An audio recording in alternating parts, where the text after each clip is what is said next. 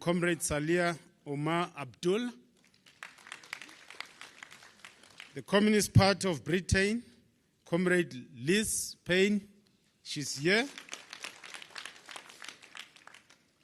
Comrade from 2TUI, Comrade Desmond Mlata. The Zimbabwe African People's Union, Vuyani Hlazo is also here. And like I said, comrade, the list is not complete. We'll introduce the guests as we go on with the program. Thank you very much.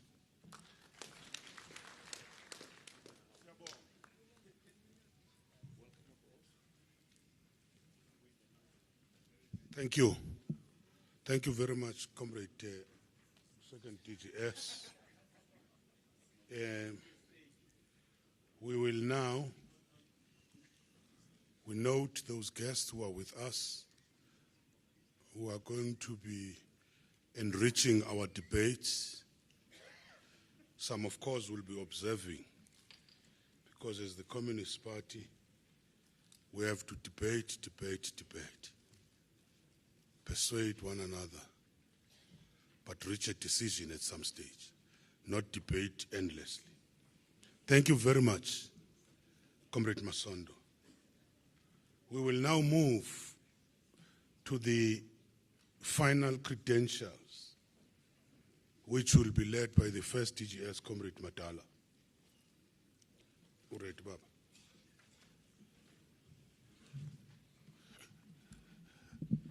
Thanks, Chair. Mandla. Comrades, our final credentials are as follows. We were expecting 469, and in 469, and I've got 426. From the Central Committee, we expected 54, 44 is present, Eastern Cape 46, present 39, Free State 25, present 18, Gauteng 49, present 48, Limpopo 55, present 49, Moses Mabhida 80, present 74, Moses Kotane 27, present 24, Mpumalanga expected 71, present 69, Northern Cape expected 20 and present 20. Western Cape 26 expected and 26 present. YCL SA 16 expected and 15 present.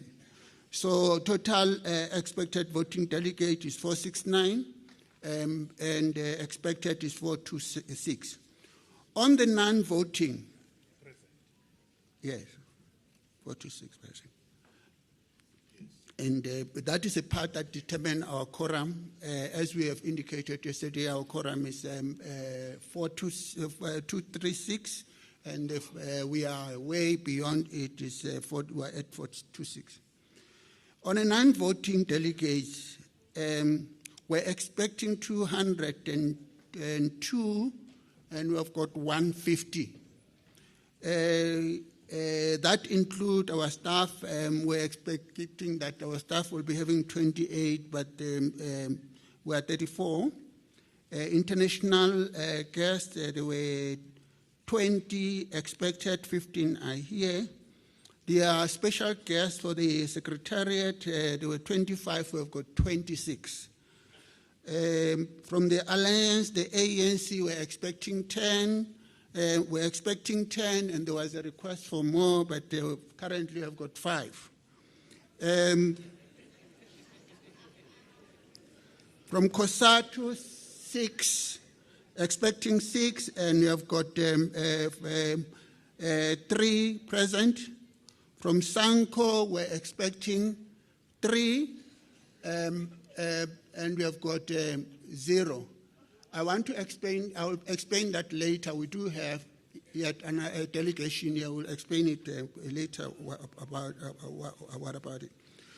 For COSATU unions, all of them, the affiliates, we have given them 30 delegates. There are 26.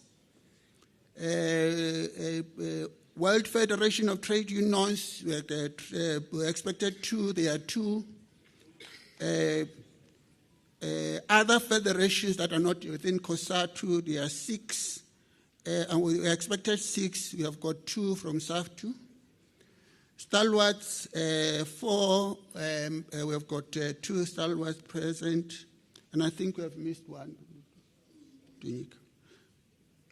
ANC Women's League, 2, and 2 is present. Our related institutions, we have got institutions in the party that deal with research and other things. We're expecting 8 of them, there are 7. SALGA, we're expecting 5, there's 1 present. MKLWV, we're expecting 2, there are 3. Contra Lesa, we're expecting 2, there are 3. NUMSA, we're expecting 2, none turn up. PAC, we're expecting 2, none turn up. AZAPO, we're expecting 2, 2 is here. Ahmed Katrada Foundation, we're expecting 2, no one turned out. Moses Kotane Foundation, 2. We have got no one turned up. Joslo Foundation is 2. We have got 0 present. And then we had resource persons, 5 of them, 5 resource persons, and they haven't registered yet. Scribes, there are 10. We expected 10. There are 9 present. Sakau 6, present 6. There is then, we have, there is an issue that we're handling in the alliance with Sanko, and we haven't concluded it in the alliance. And we have offered 2 for the other component that was actually involved there from the official alliance. So there were 2 expected, and they are here, and they are observing. They are not going, for that reason, they won't be addressing Congress. So total, we have got the delegates, total delegates expected was 671, and we have got 576 present. Chair, I present these credentials for adoption.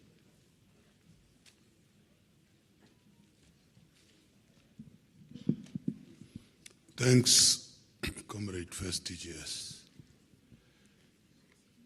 We don't have to discuss this because even yesterday we were given these numbers. It's just additions of those who were missing. I can see that Mpumalanga is itching to move for the adoption. Mpumalanga.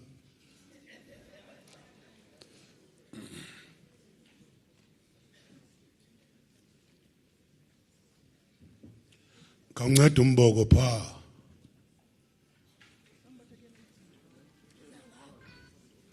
Turn it on, Chief. There's something there. Akusiza le ndoda aseThekwini ngoba ezase. Thank you very much.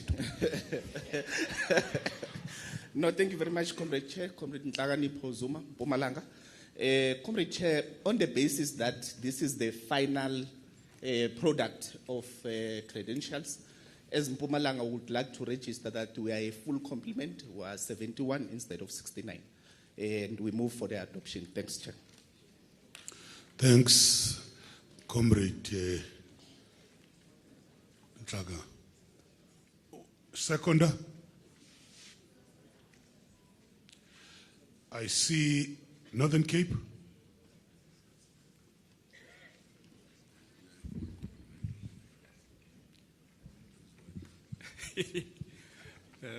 Comrade Alistair Jack from the Basel February district in the Northern Cape. I second. Thank you, Comrade Northern Cape. This is a big, big lesson to a number of organizations, how you deal with credentials. Don't take the whole day or 2 days. Let's give ourselves a big hand. Proper work has to be done before the plenary. And you conclude everything. You just seal it here. Because credentials can waste a lot of time. Thank you very much, Comrade Matala. Anifakele ningoma lento. Ungaqala ngoma uma uzonikhomba ngayo Benson uma uthi ufuna state power naba abantu. Yabona uma uzokhomba mina. Elelizwe Sizabala zelelizwe Sizabala zelelizwe Ay Lucky Ay Comrade Lucky Comrade Macho Zelelizwe Sizabala zelelizwe Sizabala zelelizwe Sizabala zelelizwe zelelizwe zelelizwe Sizabala zelelizwe Sizabala zelelizwe Sizabala zelelizwe Sizabala zelelizwe Sizabala zelelizwe Sizabala zelelizwe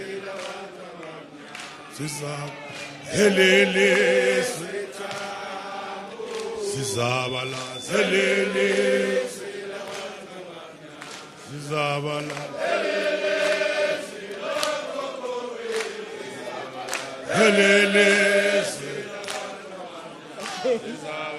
Zelelizwe lokokobe Sizabala Zelelizwe labantu abamnyama Sizabala Zelelizwe Tambo Sizabala zelelizwe Sizabala zelelizwe Sizabala zelelizwe Sizabala zelelizwe Sizabala zelelizwe Sizabala zelelizwe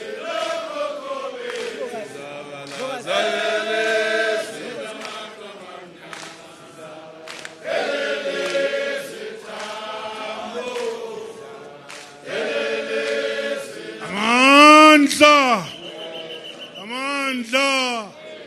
Viva SACP, viva! Viva the ANC, viva! Viva Kosato, viva! Viva Sanko, viva! Phansi nge-corruption phansi! Phansi ngamasela kuhulumende phansi! Phambili nge-transformation phambili! Comrades, in our program now we're going to be requesting the hosting premier, which is Gauteng, Comrade Panyaza Lesotho.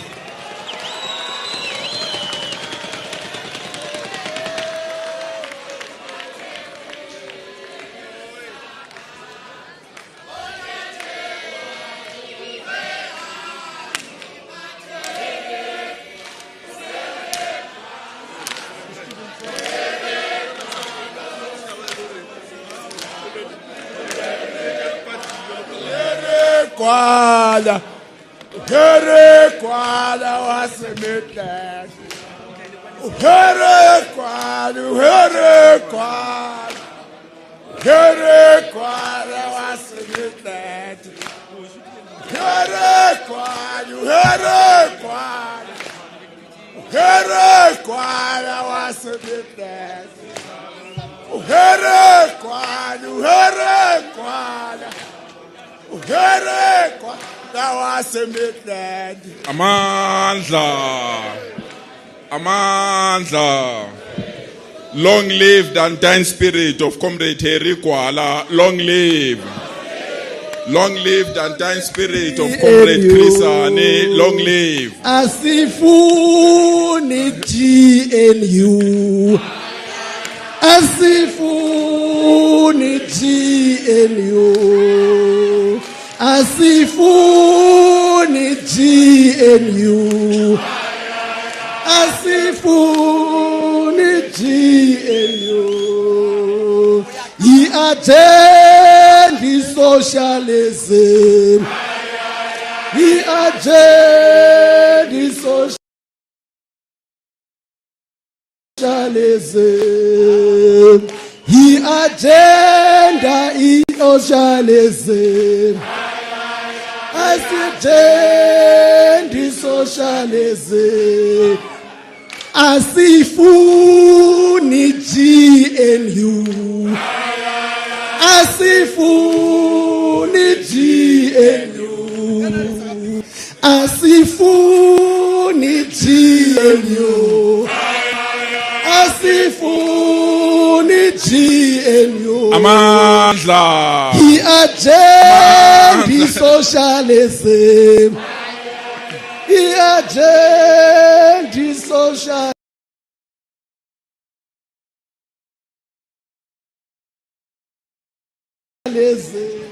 Amandla.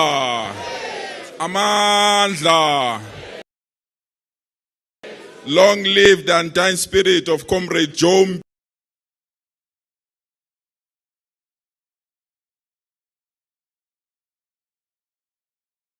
Peace.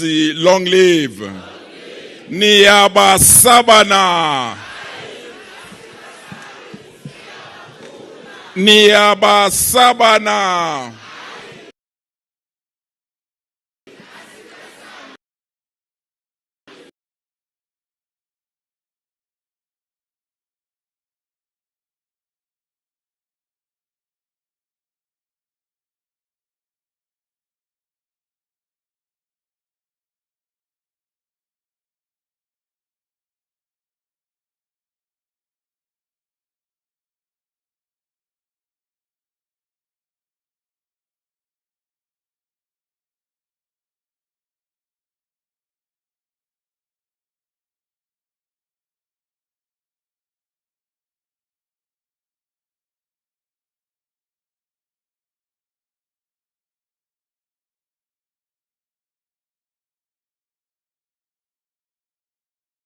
African National Congress, COSATU and SANCO present here, former President Thabo Mbeki, Medi Mpohani,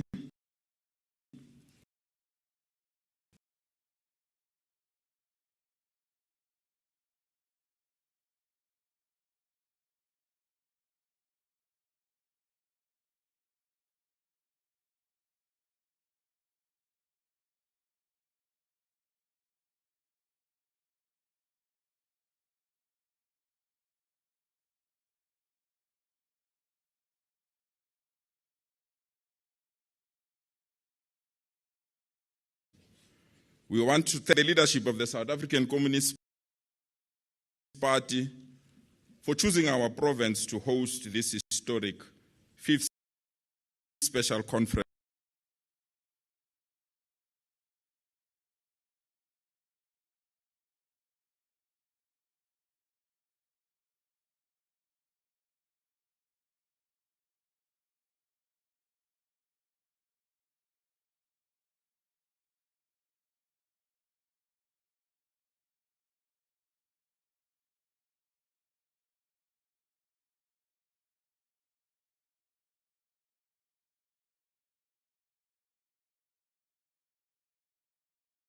Many other comrades.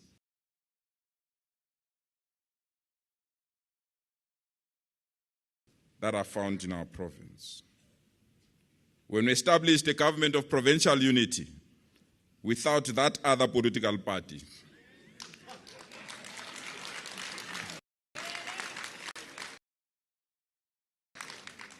We were attacked and insulted.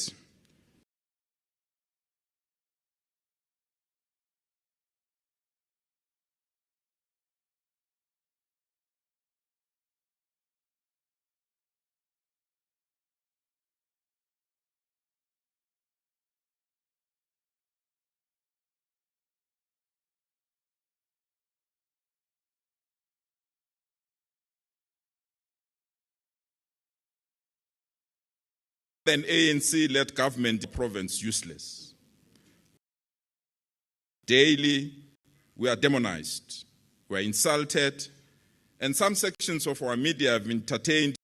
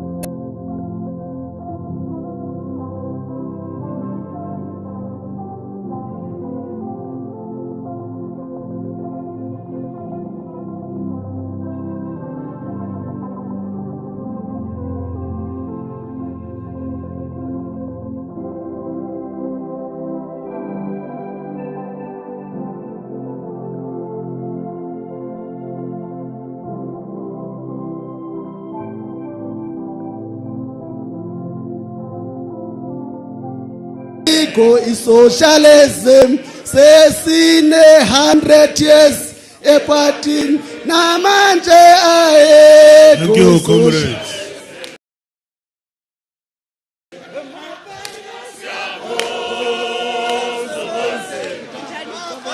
Thank you, comrades.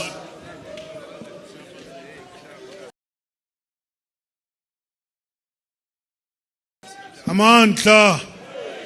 Amandla. Viva SACP, viva. Phambili ngonobhala wethu mapayila phambili. Skokele mapayila skokele. Comrades, at this stage, for a very, I'm going to call our General Secretary to present his Congress report. Teta mabaila, mabaila teta komanese. Teta mabaila, mabaila teta komanese. Yesitwele kanzima, sitwele kanzima, sitwele kanzima.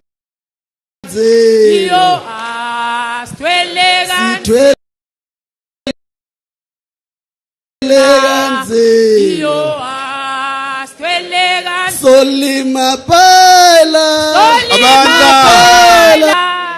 Aman. Matla. All power. Long live the alliance, live. Forward to socialism, forward. Down with capitalism, down. Down with capitalism, down. Thank you very much, Program Director, our Deputy National Chair, Comrade Thulas Nxesi, and leadership of the Communist Party, our National Chairperson, Professor Blade Nzimande, our National Treasurer, Comrade Joyce Mulai Moropa, First Deputy General Secretary, Madala Masuku, and Second Deputy General Secretary, Masondo David. I have recognized our Deputy National Chair, members of our Central Committee, and our delegates from all party structures. Former President Thabo Mbeki, and thank you very much for making the time yesterday and today to be with us. We really appreciate it. I must also indicate that thank you very much for the engagements we have had over a period of time recently with the party delegation, which we have never announced in public, but we did announce in public that we were intending to meet you when you proposed the idea of the national dialogue. And we have embraced this idea, and it's more urgent in the context of the recent outcome of our national elections. Let me greet the leadership of the ANC present here, led by Deputy President Mashatile, and the leadership of COSATU, led by Deputy President Mike Shingange, Shangabu Deputy President, fellow fighter.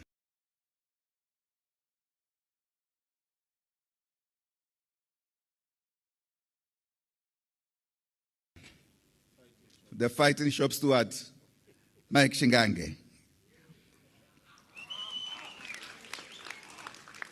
And indeed, comrades, the entire COSATU delegation from various affiliates, and I must indicate that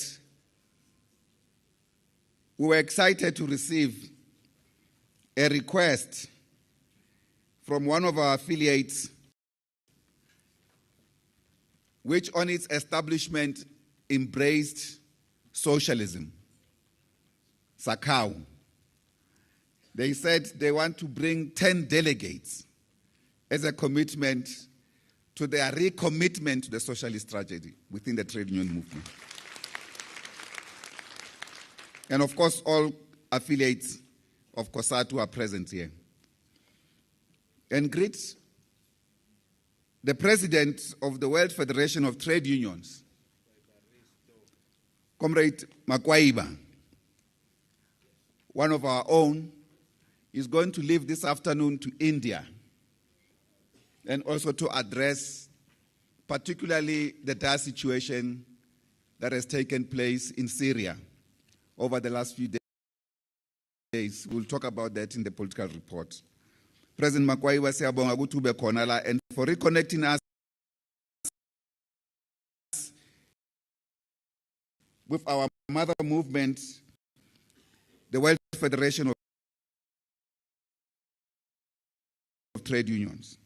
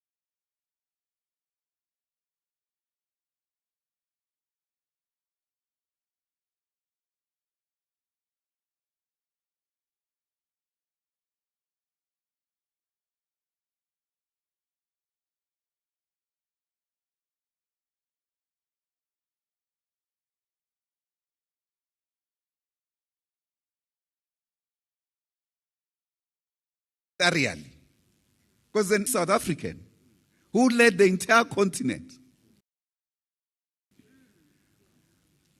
I want to call on the Minister of Home Affairs to do the honorable thing and issue Umama Nkosazana Dlamini a diplomatic passport on behalf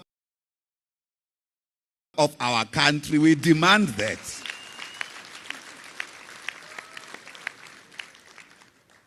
No, how is it insulting that when she arrives in different destinations, she's received in that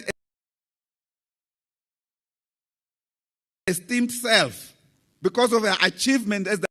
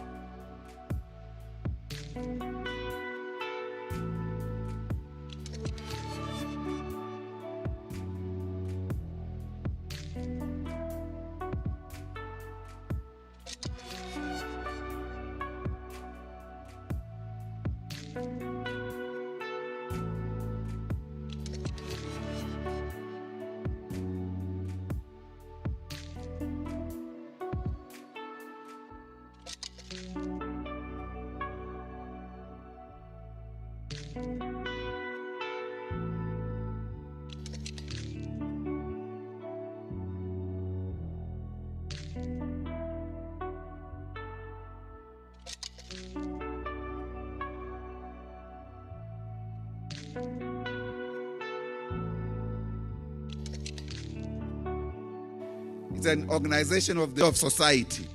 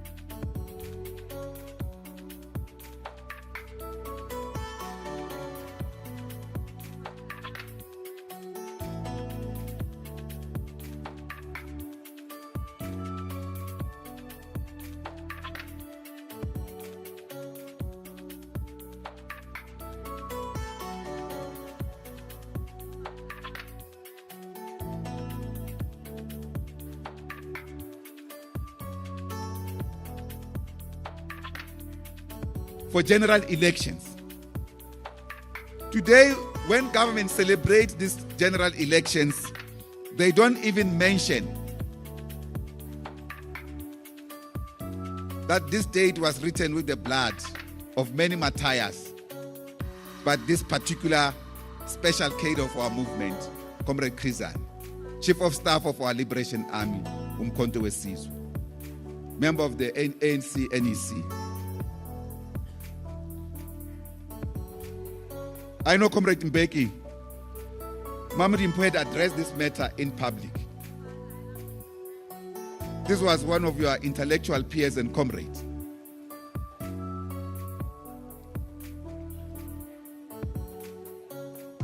The media trying to divide our movement, even as recent as this recent Saturday, I do an interview. The media, they ask me on the so-called off the air. They say, do you think there were ANC people involved in the murder of Comrade Time? I said, certainly not. I don't think so. I think the right-wingers, at the moment, two right-wingers went to jail for this murder. Janus Walus and Clive W. Lewis. All of them refused to tell the truth. Janus Walus has now threatened, after he landed in Poland, that he's going to do an interview and spill the beans. He couldn't do it here when he was in prison. Of course, I've got a mic. When you are in the studio, you are mic'd, you are live. Even when you are not on air, when you speak, the producers can hear you. So I respond this way. And I said, no, you can ask me this question on air. Because I did not make allegations about any person in the movement, they don't ask this question. It's not necessary. Mamadi Mpo clarified this matter. But when the government delegation came to see her, she invited the SACP. Cabinet had asked the deputy president to go and meet with the family on this matter and to inform the Communist Party and the ANC. The deputy president informed me and also informed Secretary General of the ANC, Comrade Mbalula.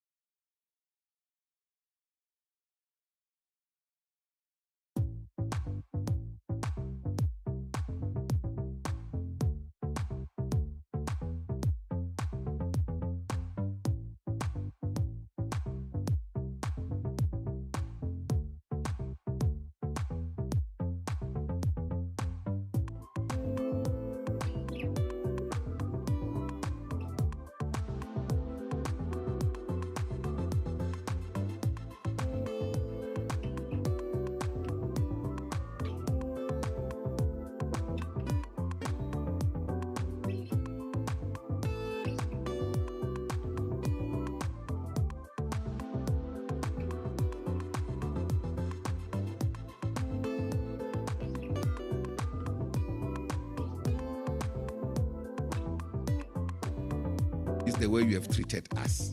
Justice with them. Thank you very much for that message, sister. Indeed, we also said to the government delegation, we will appreciate that the government opens a full inquest on the circumstances and the death of Comrade Chris. Now that we've made this request several times,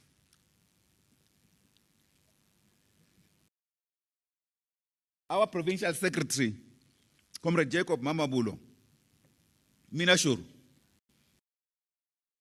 as our host province, I should have recognized you properly amongst provincial secretaries. You are not just provincial secretaries. Where is he seated? With his delegation.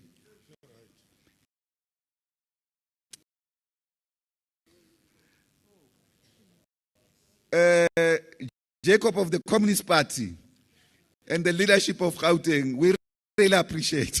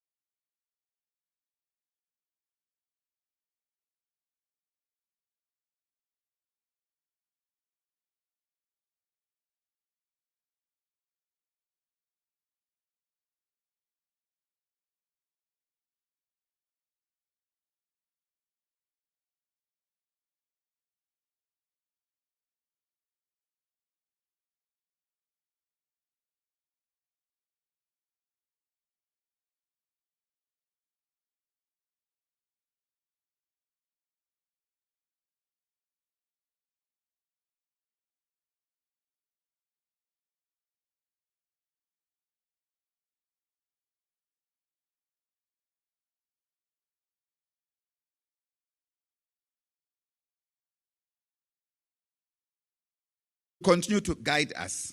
It is enduring light in our struggle against racial oppression, apartheid, imperialism, and capitalist exploitation. And his revolutionary ideas still calls upon us to intensify the struggle for complete liberation and social emancipation and the realization of socialism in our country. For us, Chris Hani will never die.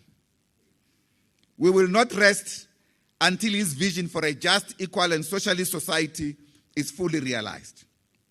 And it is in this regard that we dedicate this report to his memory.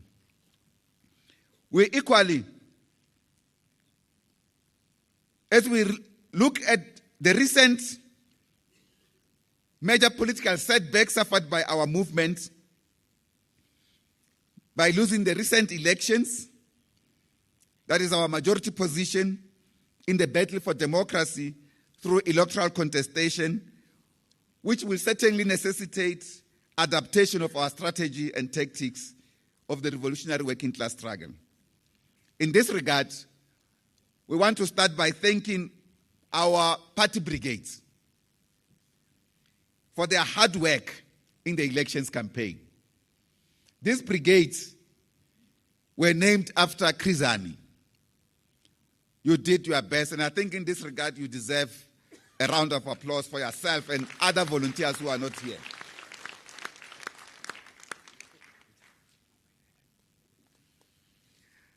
Of course, comrades, this loss of elections, it's a major blow to the progressive liberation forces of the National Democratic Revolution.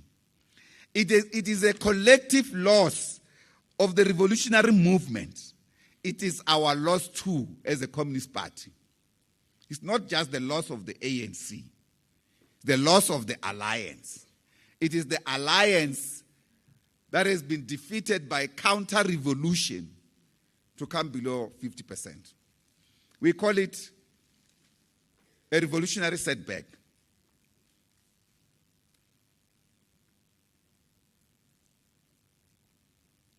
It is important, therefore, comrade, that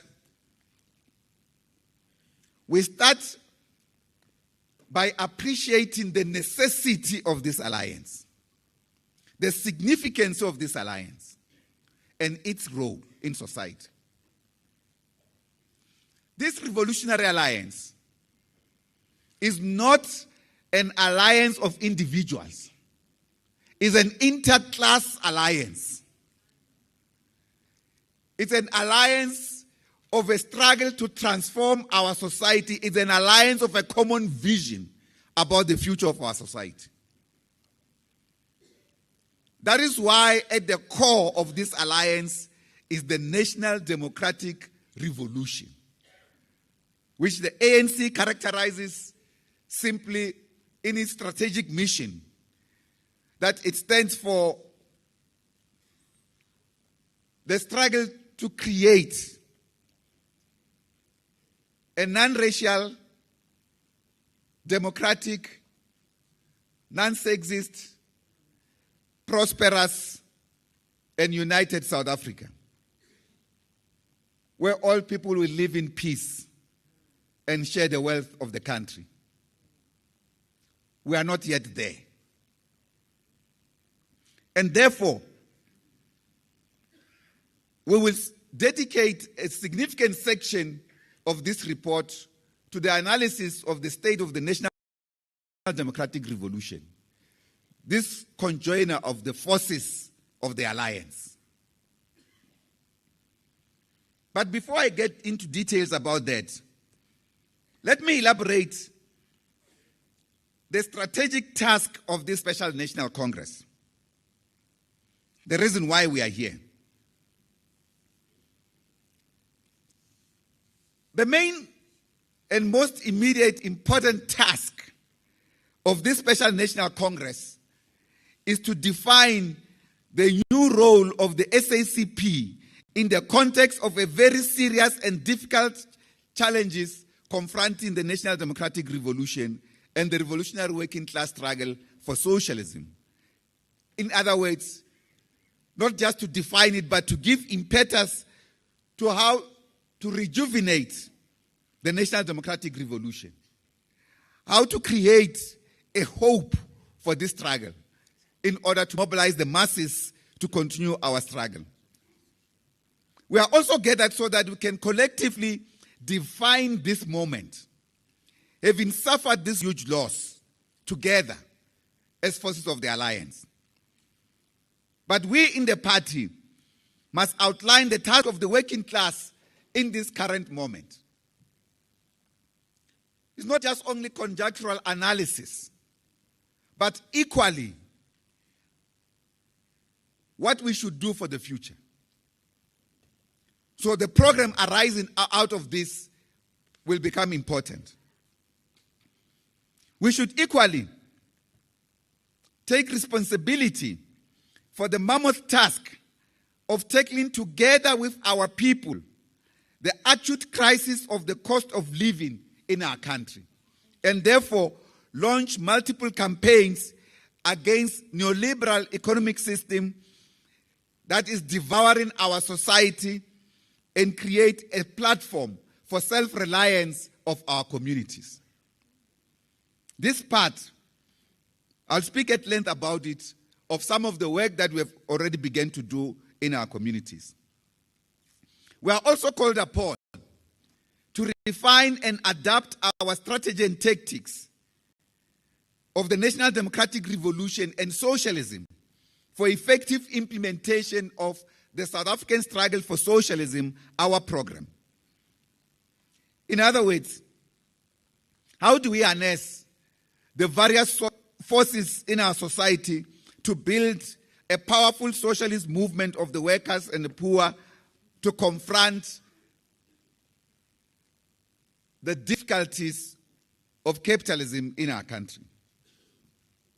And in this regard, the Communist Party must define the task of party building in the new period. We have entered a new period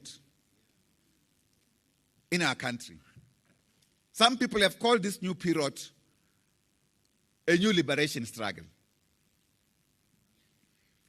But this will be determined by the extent to which we resist counter-revolutionary forces from literally under our noses hijack the national democratic revolution. It is in this regard that the Special National Congress should also see its task of both the party and the working class as a whole as the task of rescuing the national democratic revolution, which we have said is a program, is a direct route to socialism. And this program, therefore, lays the basic foundations towards socialism in our country, which is our party program. And therefore, one of the critical tasks of this Special National Congress, equally responding to the challenges in our country, as well as the moment that we are also going to define together. It's how to prepare ourselves to contest the coming local government elections in the new form from the usual ANC-led alliance process. We are practically reconfiguring the alliance. To do all of this, we need a strong Communist Party, capable to work with the people for their well-being. Certainly, there will be challenges, but these challenges will not be insurmountable. Our revolutionary foundations must therefore stand from the theoretical framework of Marxism. At the same time, we must appreciate the front lines that have opened in our country. That is the battle lines. One of the battle lines and the resistance is through our government in Gauteng, led by Comrade Panyaza Lesufi. That's when I wanted to recognize you, Comrade Panyaza, properly. Let's first thank you for your resistance and for seeing the dangers coming towards our people and refusing. You cancelled 2 press conferences. That was discipline. Because the ANC leadership kept saying, whoa, whoa. And yet, the arrogance of the people that we were trying to accommodate, or the ANC leadership wanted you to accommodate,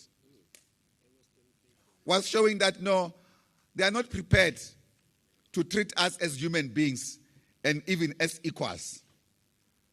They see us as their kitchen girls and garden boys. It is this attitude, comrades, that we must defeat completely in this country. And your resistance, we know, at a high cost as the Communist Party. You have been subjected to an undue process, we must say, to our ally. We don't want to interfere in internal affairs of the African National Congress. But when the DA leaders, comrade delegation of the African National Congress, when the DA leaders speak in public and then ANC leaders follows with action, this worries us. It should not happen. We can't take decisions on the basis of the guidelines from our enemies. So the battle lines have been opened here in the province of Gauteng. We are now instructing our structures in Gauteng. Defend this government. Defend the leader of this government. Defend the African National Congress here in Gauteng. Defend the alliance here in Gauteng. Refuse the collaboration with the DA. You have proven us that we can set up government without the DA. Well done with your leadership in this province, Comrade Panyaza. Those who do not appreciate this, I was not involved. I told you this. Last weekend, I was even in the Central Committee. I could not even attend the ceremony.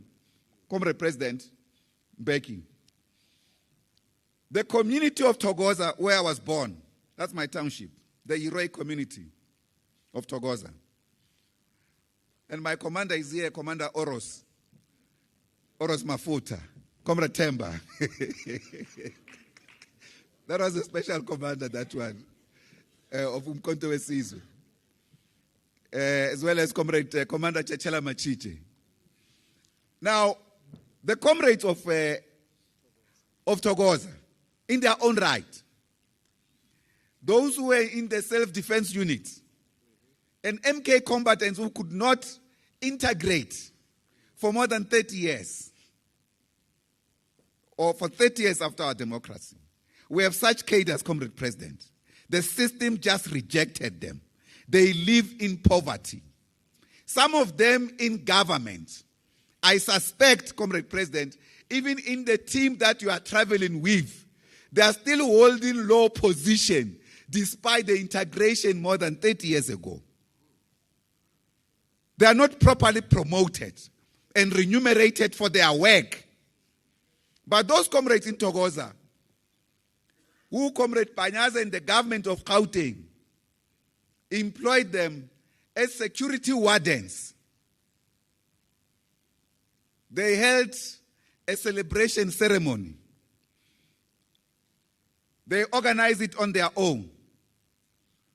They called me to say, we are slaughtering a cow. Can you please get Comrade Panyaza Lusufi to just come, even if it's for 5 minutes? We want to say thank you to him for making us human beings again. Mfana kithi uyibambile ibambe ishisa ungayiyeki skona ubone isizwe abantu on the ground. I'm glad that you were able to honor them. They organized this without checking our diaries. I was in the Central Committee. I was not able to join them. But Comrade Panyaza was able to go and join them and celebrate with them. This is happening across our province.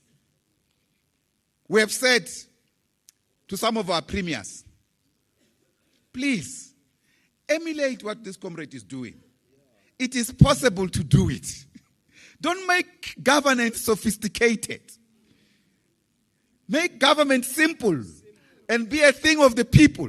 Resolve people's problems.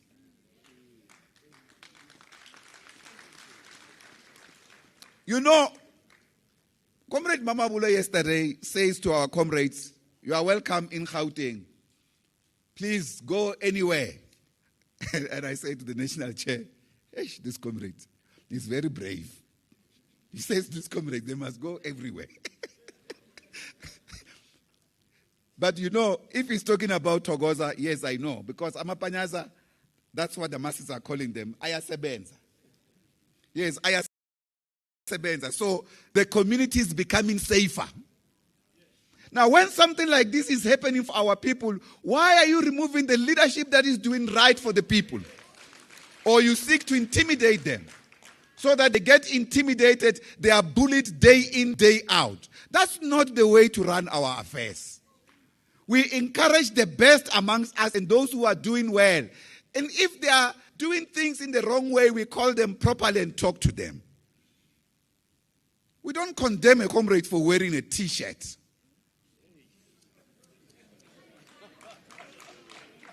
That T-shirt was a T-shirt produced by the Alliance when we were protesting the release of Janus Walus after the ruling by the Constitutional Court, by the way. We jointly released that T-shirt. It was printed properly by the ANC. We have adopted it now as our standard T-shirt. That we do not want anyone to kill Chris Hani again. Comrades, the electoral setback we have suffered, even though the extent of decline was shocking, we must indicate, comrade, that it was not unexpected. Of course, it was a wake-up call. The reason we say it was not unexpected is this. In our last Congress, the 15th National Congress, the SACP said the following, which is in our program. We're analyzing the state of the alliance and in particular the state of the ANC. We say in this analysis, the prospects for ANC unity and renewal are uncertain. And the class character of any such renewal, were it to occur, is equally a matter of struggle. That the ANC remains seriously factionalized with moral and political decay that has been far-reaching. Its future electoral prospects have also become uncertain, with a strong possibility of experiencing a further decline if it does not achieve a turnaround. If it continues, the electoral decline of the ANC could reach a point where it will be unable to form governments in affected levels without seeking coalition partners, and without which it could be dislodged. This reality has already struck in at least one province and a number of municipalities, including some metropolitan municipalities. This was our observation of the previous Congress. The unfortunate part is that we have never had an opportunity to discuss this with the African National Congress. They are not available.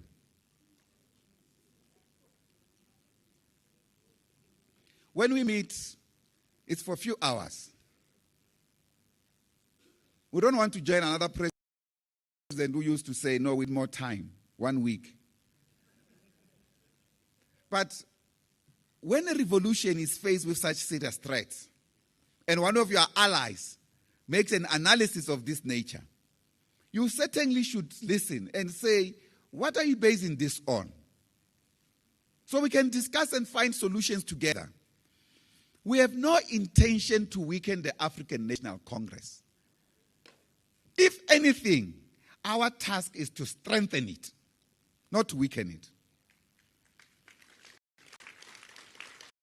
But comrades, this loss of electoral majority highlights two things: a deeply worrying, weakening subjective factor on the one hand, and the objective material conditions of the working class that are getting worse.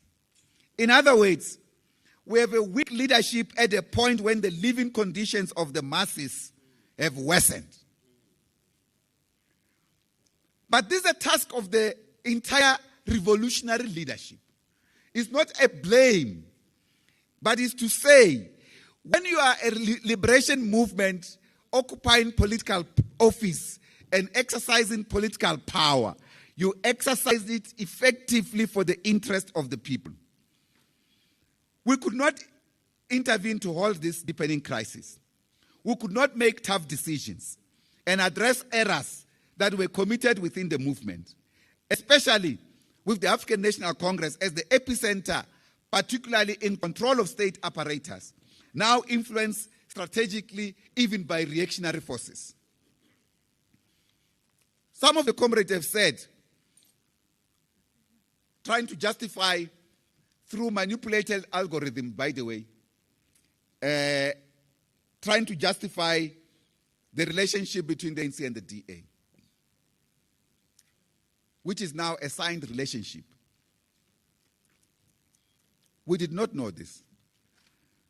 President Tambo indicated that our alliance was not signed, apart from the three doctors pact President Mbeki, of Dr. Neka, Dr. Datu, and Dr. Kuma, President of the ANC, the three doctors pact, in the run-up to the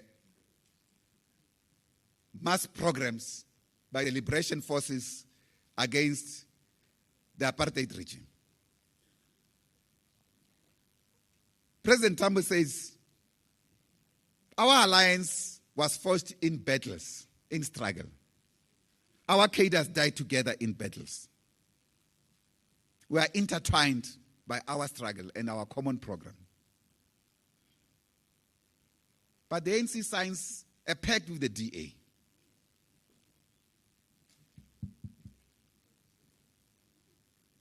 And it's not said by us.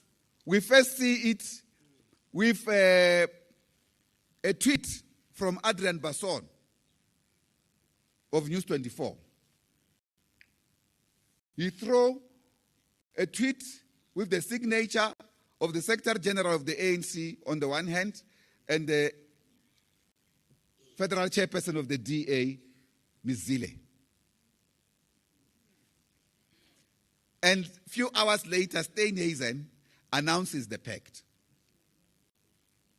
It's not even announced by the ANC. What do we do, comrades? Because the African National Congress is not a separate entity from us in our struggle. And when such things happen without consultation, you feel a deep searing pain because the constituencies of the Communist Party want answers. What do you say? No, the comrade says democratic centralism, comrades. The leadership has decided. So all of us must follow. In the military, they say, comply and complain later. So, for the military, it's okay because you are going to war. If you are going to war, you can't have a democracy going to war. When a soldier is going to battle, is going against the fire coming across them, there's no democracy. I will not choose to go to a battle like that. Only a few of the bravest will do so. But of course, soldiers are trained to advance in the midst of fire. They measure the extent of fire that is coming. But in this case, it was difficult.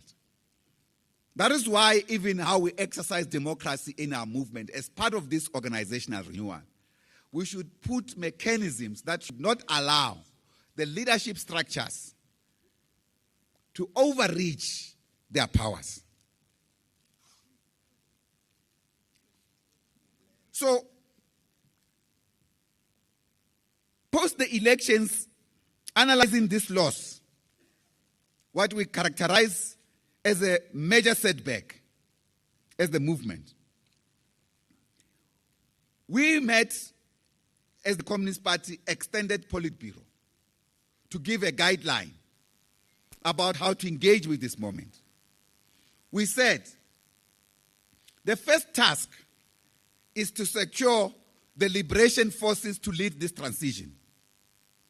And therefore, we need to secure the ANC president as the president of the republic. This affirmation was within the framework of the alliance. It didn't matter our own opinions about this president, but we said he's the president of the ANC, and therefore he must lead the setup of government. And we said that's the strategic task of the National Democratic Revolutionary Forces. And this is the message when we met as the Alliance Secretariat, we explained as the South African Communist Party. I'm raising this because this matter was taken to the public to mean the SACP endorsed the GNU, particularly when ANC structures were addressed in this regard. We did not endorse the GNU. I'll talk at length about this GNU entity. We further said, comrades, to secure this, given that we are below 50%, we're actually at 40+%. We need to put forces that will make us cross the 50+1 and possibly few others to make sure that we are able to elect our president and continue the mission of the National Democratic Revolution.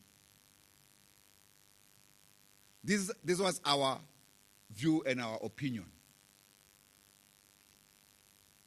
We said, let me explain it to you because I'm accountable largely to you first, before I account society. We said, we have permutations of a minority government that the ANC can set up to lead this transition. This minority government, we said, we developed a framework. The framework said, no with neoliberal forces headed by the DA on the one hand, and no with state capture forces headed by the MK party on the other hand. So we put these two assertions. This is the official position of the Communist Party. This position has not changed. Nonetheless, having said that, this was the framework. That was the basis why we said we can work with the EFF. We're not the spokesperson of the EFF. We said we can work with them, we can work with the PAC, with Al-Jamaa, with Good Party, with UDM, will cross the 50% plus. But we said, given the instability in the African National Congress, our ally, when your ally says this, they are not saying it out of wickedness. They are saying it out of concern. Given those challenges, we said in the event some sleepers in the African National Congress may not vote for the sitting president of the ANC, you may still work with the PA, a party we have no relation with, a party that we differ ideologically with. But we said this only that we can secure this moment under the leadership of the African National Congress. We have now been vilified as the people who are working for Jacob Zuma. In our case, from the beginning, even before the ANC articulated this thing clearly, we were the first to say what former President Zuma has done by setting up a party and even calling it Umkhonto weSizwe Party was a counter-revolutionary move. And we rejected that with the contempt that it deserved. We said so. We have equally said that was an expression of a counter-revolutionary offensive from within the liberation forces. But the counter-revolutionary offensive that was big was from outside, inside South Africa by forces of capital and their links of international capital. These are forces that sought to remove the democratic movement and the liberation movement from political power. Here at home, their political expression is through the DA. That is why, in principle, we rejected any relationship with the DA. This, comrade, remains our principled, in fact, our policy and our principled rejection of colluding with capital in this regard through the DA. The media, and we raised this thing yesterday, we had a press briefing with the media. But I'm accountable to you. I need to talk to you now. We said this to the media because they make assumptions about us without even verifying facts from us. Despite many a times reasserting this, they keep saying, Sunday Times comes out and say, you have agreed to work with the MK party. The SACP is supporting MK party.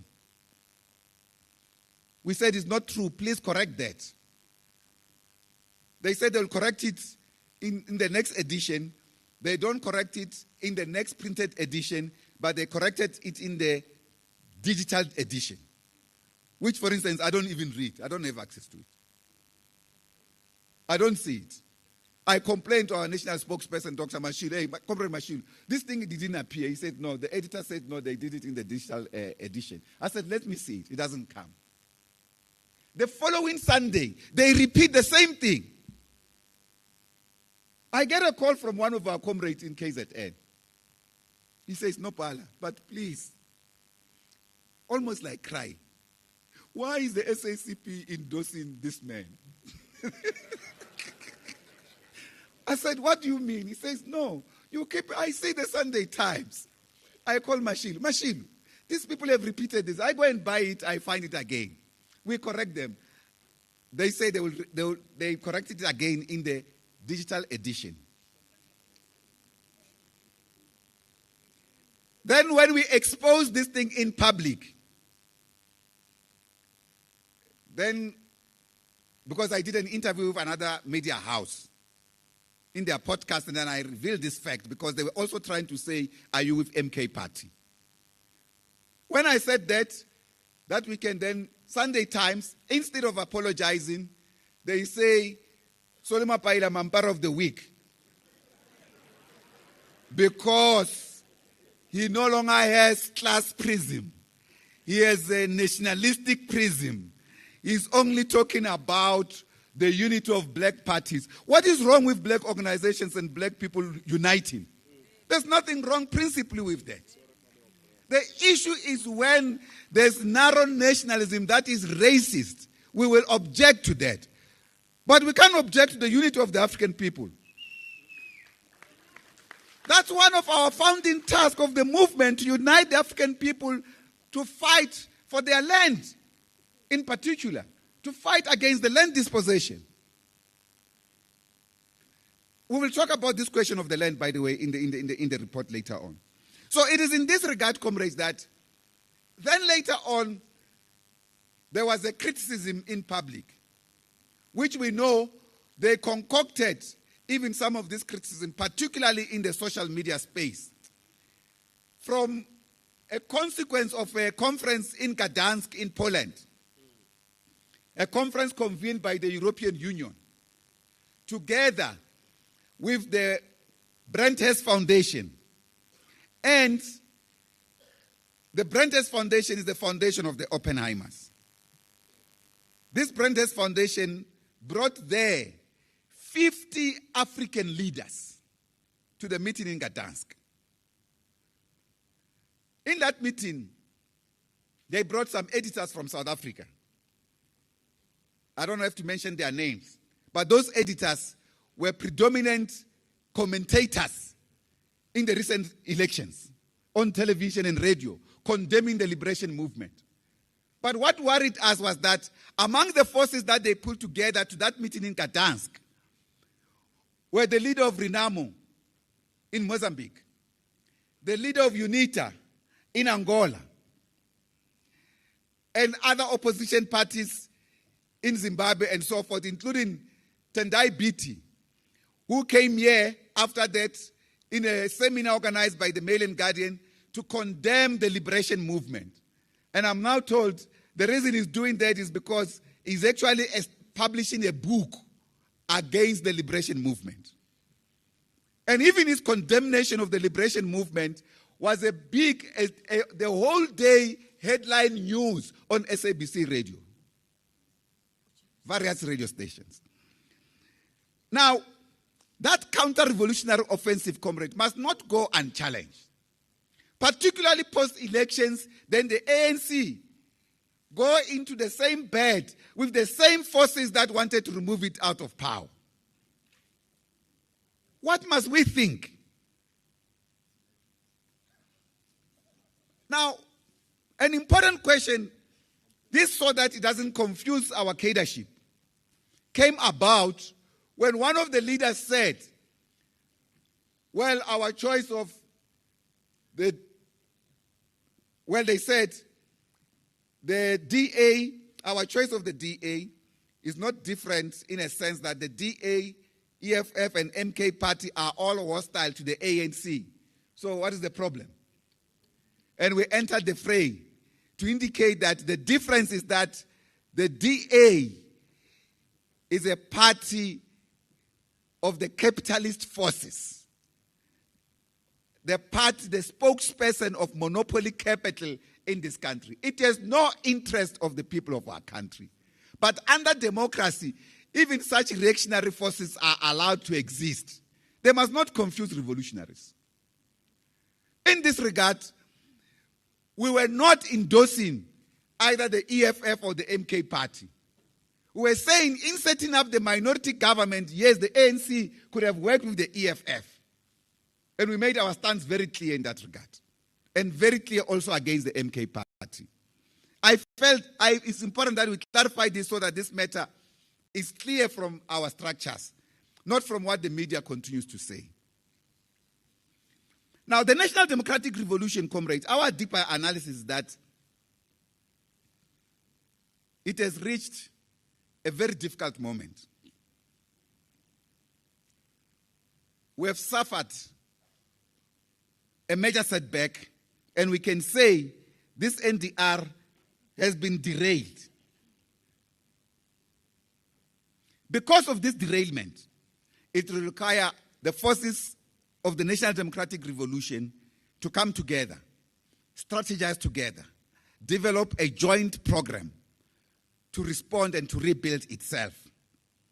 But what were the causes for its derailment? Fundamentally, economic policy choices of neoliberalism that favors big capital than resolving the problems of the people. One of my comrades here, you know, and I have to reveal this because Comrade Mbeki, President Mbeki, we used to debate this piece of yours that you addressed the University of, I think you were in Ottawa in Canada. And you had a piece titled, if I'm not mistaken, When the Seed of Time Has Come, when the germination of a seed, when its time has come. We're talking about the upsurge of mass struggles in our country to destroy apartheid. And we're excited as young MKK does reading this piece. We're talking strongly about this Thabo Mbeki. Then in this discussion, one comrade says, hey, but you know, I hear you are obsessed with this Thabo Mbeki guy. And at the time, you were head of our international relations. And he says, have you read some pieces by his brother, Mweleti?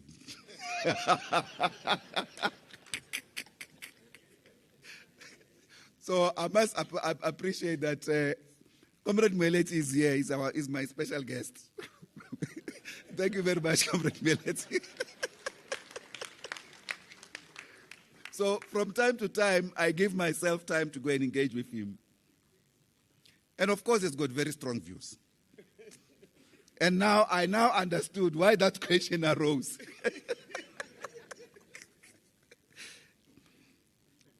But Comrade Mweleti poses this question to me. He says, yeah, comrade, I hear you. But what will you say is the national grievance of the people today? Because this movement over the years has always tried to tackle this question. I'm going to respond to this question today, Comrade Mweleti, as we respond to the challenges facing the National Democratic Revolution. To say, first, we need this deeper analysis of the state of the NDR and to come with a renewed strategy, collectively as a movement. And this new strategy should start from rejecting any collaborationist tendencies that will undermine the NDR, that will betray the hopes of our people, that will capitulate to capital and to reactionary forces. Lenin also reminds us that revolutionary compromises, although necessary, must not come at the expense of principles. That political power, especially for the working class, remains the central question of any revolution. So, what Lenin is also saying in our case is that when you are elected by the people into political office, don't undermine their confidence and become arrogant. I can tell you, comrades, mina arrogant ngiyayazi. Arrogance. Yama comrades, way to go movement. Sometimes I'm like, if this comrade can behave like this to us, who are their peers in leadership, what is their general behavior with our people?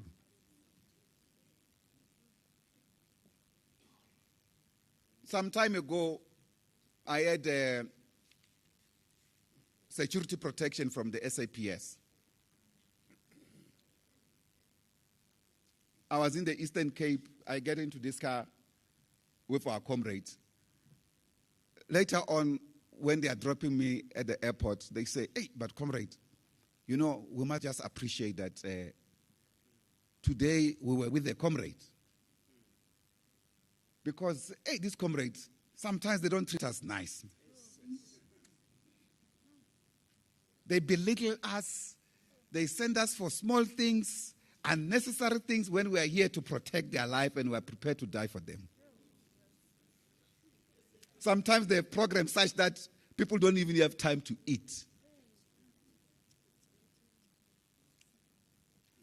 So I know arrogance displayed to us and the arrogance displayed to our people, which has cost us the election, the weakness of leadership. But the National Democratic Revolution, comrades, it's important to say, its root cause was from the Second World Congress of the Communist International in 1920, which represented a national revolutionary process of transformation. This process was a consequence of the communist movement debating the national question in the colonies. And therefore, the National Democratic Revolution is not entirely a South African thing. It's an international program of the National Liberation Forces who were fighting against colonialism and for independence.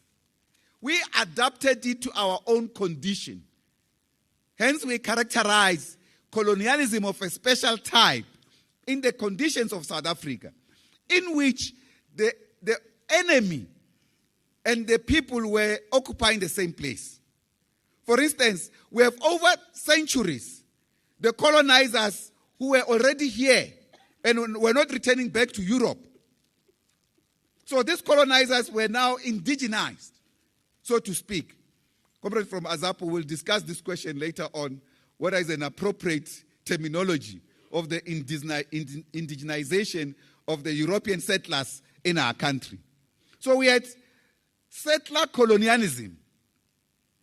And in this settler colonialism, we equally developed how to resolve the South African conditions of the working people and the national people. And we said, in our case, one of the immediate tasks of the National Democratic Revolution will be to end national oppression of the African majority, that is, black people in general and Africans in particular. But further said, in this regard, we remain committed to a non-racial South Africa. And we also want to fight against patriarchy, the foundation of gender-based violence, the basic foundation. There are many other reasons for it. But patriarchy as a system of unequal power relation between men and women was also an expression of the colonial capitalist system. And therefore, we had to resolve this thing and create and have a commitment to create a non-sexist society. And therefore, end national oppression of one national group by the other. That's our adaptation of the National Democratic Revolution to the conditions of South Africa. But its core task remain national anti-imperialist democratic revolution. That's the foundation of this NDR. It's not just some nice word to say when you are happy and say you know politics.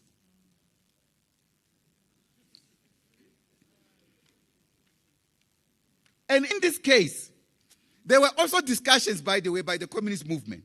One of the discussions was particularly a concern raised by the comrades from India, wherein in India, the colonial bourgeoisie had already entangled the local elites, promoted them to project a posture of what we characterize in inverted commas, national black bourgeoisie. In our case, we can call them the black bourgeoisie.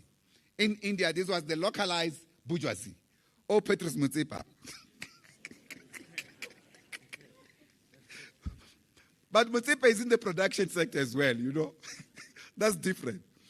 So when they were dealing with this question, they said, the Indian comrades were raising this question that these indigenous bourgeoisies are entangled with the interests of colonial capital. And therefore, they cannot be fully relied upon to execute and prosecute the struggle to the ultimate end.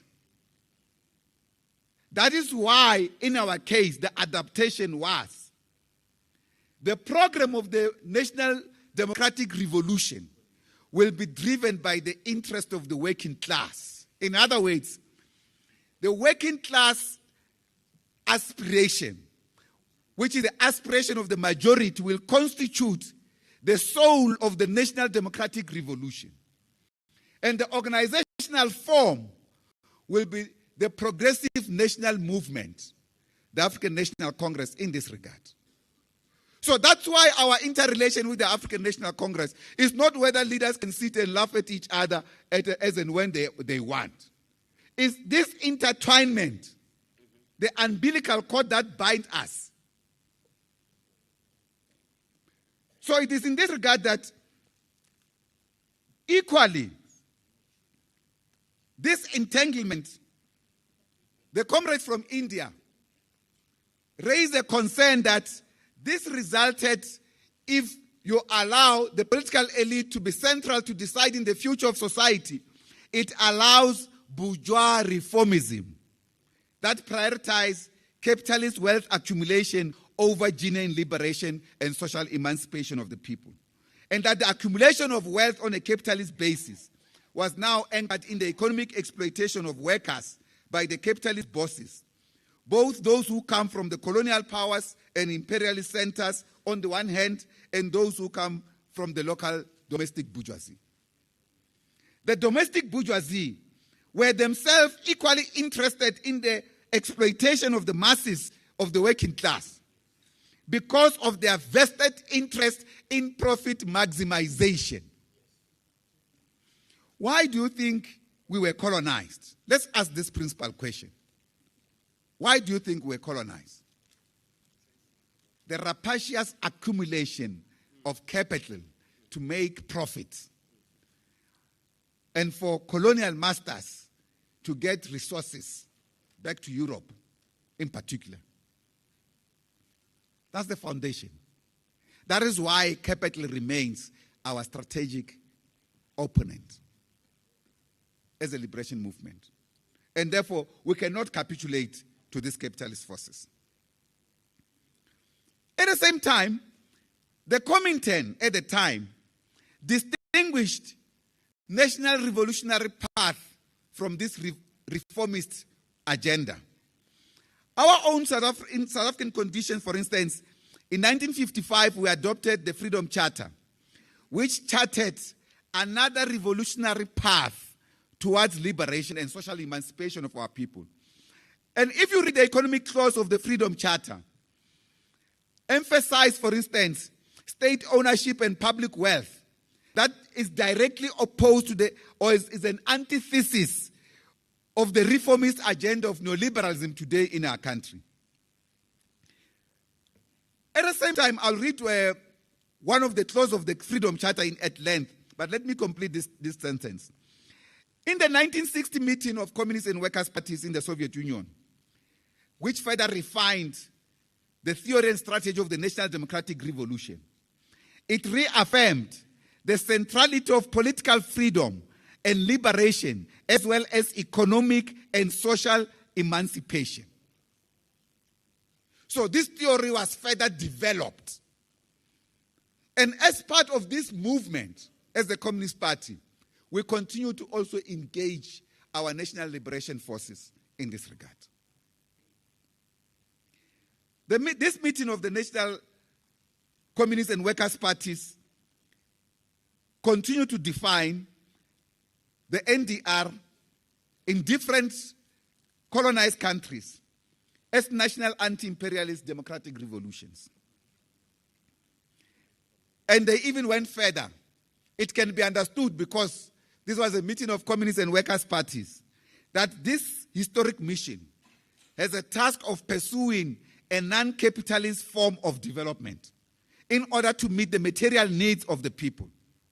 And that became the central elaboration of the SACP on the National Democratic Revolution as the direct and the shortest route to socialism.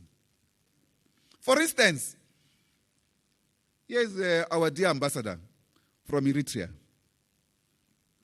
I always say, if you are a socialist in Africa and you have not been to Eritrea, you will never understand mass progress that the people can make in realizing social equality. When we need a task, Ambassador Omar, every year, a joint visit of party cadres to Eritrea. La bayasajwa abantu base Eritrea. Ku government wethu. Prime Minister umngani wami ufuna ukuza la. They can't give him diplomatic passage. Akazi government enjani esiranayo. Let alone President Afwerki. One of our strongest comrades as well on this African continent. But the thing that also worries the Eritreans is that you comrades in South Africa, you don't want to work with us practically on economic matters. But here, the companies that we work with, you must hear this very clearly. They say the companies that we work with in the mining sector, majority of them are from Canada, Australia, Britain, and so forth. But all of this, their top management and technical teams are South African people. Because they issue them permits to work there. They say, but what is the problem? Yeah, I mean South Africans working as professionals here for foreign companies. We have to rectify this thing. Of course, comrade, the 1962 program of the South African Communist Party, the South African Road to Freedom, further elaborated this question of the National Democratic Revolution and conceptualized appropriately the concept of colonialism of a special type, which itself became an important contribution to the theory of Marxism and revolutionary thought within colonies. And therefore, this was also a response to the May 1961 declaration by the apartheid regime of an independent republic in South Africa. So we had to respond to that reality. At the same time, we appreciated that we were living in a country that was completely occupied by colonizers. And the Communist Party's articulation of this, the National Democratic Revolution, was further made as a contribution, and the ANC on its own, in its 1969 strategy and tactics adopted at Morogoro, further elaborated the gist of what the National Democratic Revolution is about.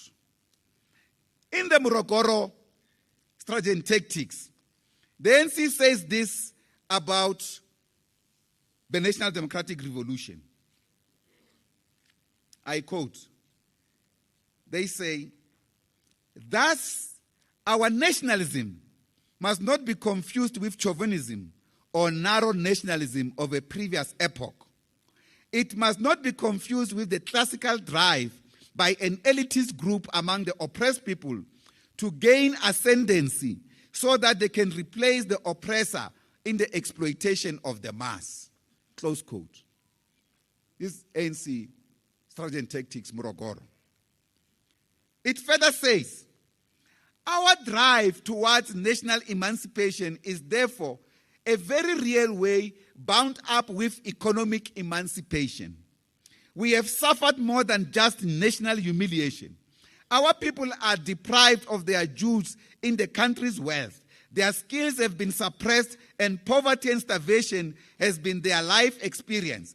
The correction of these centuries-old economic injustices lies at the very core of our national aspirations. One thing is certain, in our land, This cannot be effectively tackled unless the basic wealth and the basic resources are at the disposal of the people as a whole and are not manipulated by sections or individuals, be they white or black. Close quote. This is the ANC in Morogoro. The Freedom Charter, in its clause 3, the people shall share in the country's wealth, states the following: the national wealth of our country, the heritage of all South Africans, shall be restored to the people. The mineral wealth beneath the soil, the banks and monopoly industry shall be transferred to the ownership of the people as a whole. All other industry and grievance of the industry and trade, shall be controlled to assist the well-being of the people. All people shall have equal rights to trade where they choose, to manufacture and to enter all trades, crafts, and profession. This is the clause 3 of the Freedom Charter. I'm deliberately reading this because I'm emphasizing the concept of what is the National Democratic Revolution and its adaptations to the South African material condition by our liberation movement. What is it that we are in alliance with? The 4th clause says, is the clause that says the land shall be shared among those who work it. It says, restriction, this is the Freedom Charter, 4th clause. Restrictions of land ownership on a racial basis shall be ended, and all the land redivided amongst those who work it, to banish famine and land hunger. The state shall help the peasant with implements, seeds, tractors, and dams to save the soil and assist the tillers. Freedom of movement shall be guaranteed to all who work on the land. All shall have the right to occupy land wherever they choose. People shall not be robbed of their cattle, and forced labor and farm prisons shall be abolished. This is the 4th clause of the Freedom Charter. I read it in full. Now, comrades, I want to respond as part of our response to Comrade Mweledi. He said, what is your grievance now? I have demonstrated by outlining this to appreciate that you all know land hunger in this country continues 3 decades into democracy. So, to fully resolve the national grievance of the black people in general and Africans in particular, which is to resolve the land question. That's the answer, Comrade Mweledi. We have not resolved this question. This is the question enzumbango ekaya. This is the question, the source of poverty in our country. We have to resolve this question. And in order to resolve this question, we call for radical measures to relook on the land question with the opening of the dates preventing the return of colonially disposed land to their rightful owners, and for effective redistribution of land to the hungry masses, and engaging the erstwhile colonizers to pay reparations. We should be ready, comrades, for a long haul, and even to mobilize for a referendum in this regard.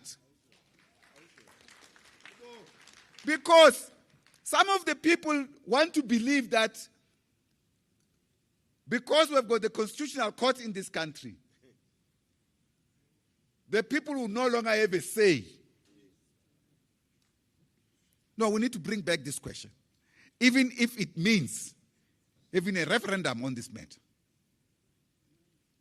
We cannot carry, my comrades, the sins of unrepentant colonizers who use their economic power to force us towards self-colonization, which is what we characterize this deal between the ANC and the DA. This deal, when looked in different prisms, it's self-colonization. When you are ungasastand, uthi hayi ngayenza noma yini ukuthi ngiphile, you hand yourself over even to our enemies. We cannot sell our soul in this regard. This is the basis, comrade, that every time our revolution has extended a hand of friendship and humanity, it has been rudely inflicted with more damage. And sometimes, you know, it is high time that capital takes its responsibility for its own sins. You know, man engage and masses. One old lady uhlangana nami egarage ngenza umsebenzi weparty. And this is one of the greatest inspiration that I have, because when I meet the people, they say, abanye bethu bayasaba ama comrade, but hey, bazokubulala wena. Abanye bakhuluma ngalezi zinto in public. And this thing affects our families. You know, the other time, okay, let me leave this part of the family and focus here. But this old lady says to me, yabona mntanami, uthi siyakuthandazela. Uqini, siyakuthandazela. Kodwa ngempela nina inkinga yenu ukuthi nacolela abantu abangalicelanga uxolo.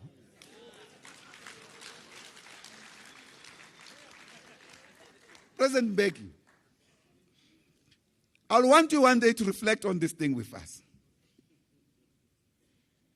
This was the view from an old lady greeting me at a garage and saying, "Siyakuthandazela." So, this stance, comrades, must categorically reject any elitist nationalism and bourgeois reformist tendency. This is the stance both of the Freedom Charter and the ANC strategy and tactics. But if you like, the national grievance of the masses today is also their continued denial of their access to wealth by an elite pact of the ruling class and section of the liberation movement. Comrade Mbeki, that's the second response on this, the national grievance. Clearly, the narrow nationalist elites have abandoned the class content of the National Democratic Revolution and thus are unable to transform the economy to be in the hands of the people. Of course, comrades, one of the tasks that is facing us in this Congress is the SACP's clear independent ideology and independent organizational presence and identity in order to drive a determined and unwavering struggle to end poverty in our communities, unemployment and inequality, and to clamp down on crime and deal with capitalist exploitation in general. We have a duty, comrades, to ready ourselves for the difficult task ahead, given the changed political situation. It is in this regard that, for instance,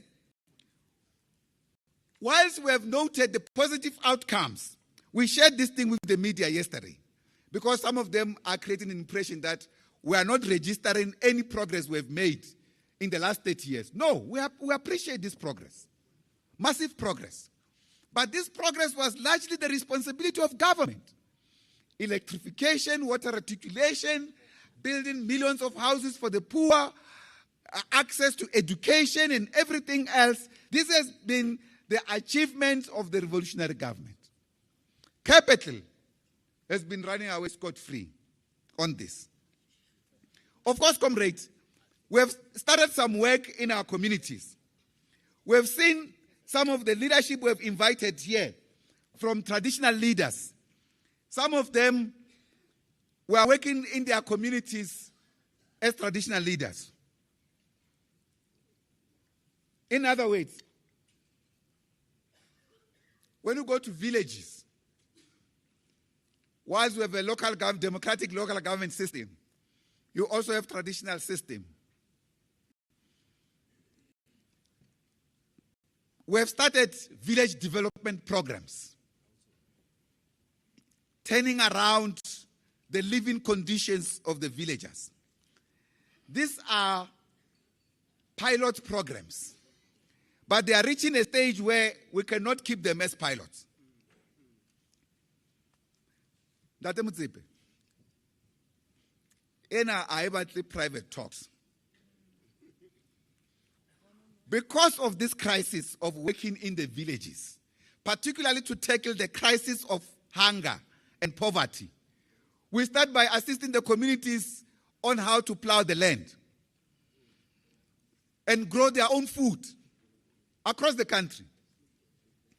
We started this thing at the village of Paramount Queen Clara Mashile. She's here. They've introduced her presence, and she has received us very well. She will forgive me to say this. A young, intelligent, educated African Paramount Queen, committed to the development community. And she said, I'm not afraid to engage with you communists because I see you are trying to set up some programs in my community. Let's engage. I've got ideas.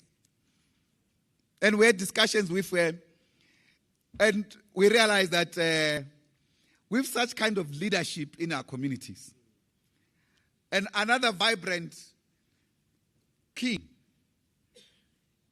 Shole, from the Northwest, amazing group of traditional leaders. But with Paramount Queen Clara in Matibidi, we started a project to till the land. And we found that the area had no water. So we went to our comrades from the Communist Party of China and said, hey, we want assistance to put up a borehole in this area because we are starting a rural development program, a village program, and we know you used this kind of a program to end hunger in China and to lift over 750 million people out of poverty. That's a revolution in motion. They said, no, we will help you. We are putting up 3 boreholes in Matibidi. We are fencing a community area to plow the land. Now we went to other areas in the Northwest. In the Northwest, we found that there are 42 villages. Too difficult for us.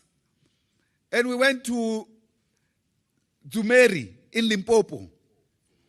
We have already put up a borehole and assisted old women in the village who were plowing food, and their pump had broken for over 4 years. It could not be fixed because Eskom was having a problem of fixing load shedding in the country. We put up a borehole. We went to Setsing village in Kwakwa, Free State, Akhoshi Muloi, the heroic Muloi. And we put up a borehole in the community.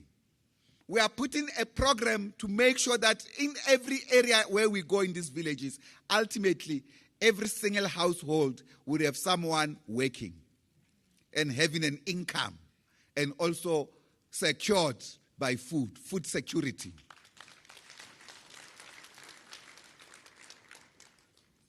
Now, this is not making the party a peasant organization, but we are tackling the problems of the masses on the ground. But we have realized that these things are too expensive. Everywhere we go, we have to put up these boreholes and so forth. They cost big money. Now we came back to do an assessment with my team. We have set up a permanent team at the party headquarters, led by this comrade here, PJ. It's led by this comrade. He's a member of our central committee, Comrade PJ Mguni. But the problem is that we can't even pay him. He's getting a stipend. So, but he's doing well. In our assessment, we have now said, no, it's impossible. We have done something in Kutama. We have done something in Libode. Everywhere we are begging for our people to have something to eat. We have now agreed that actually what we need to develop, we need to buy drilling trucks. That's when Tate Motsepe you come in.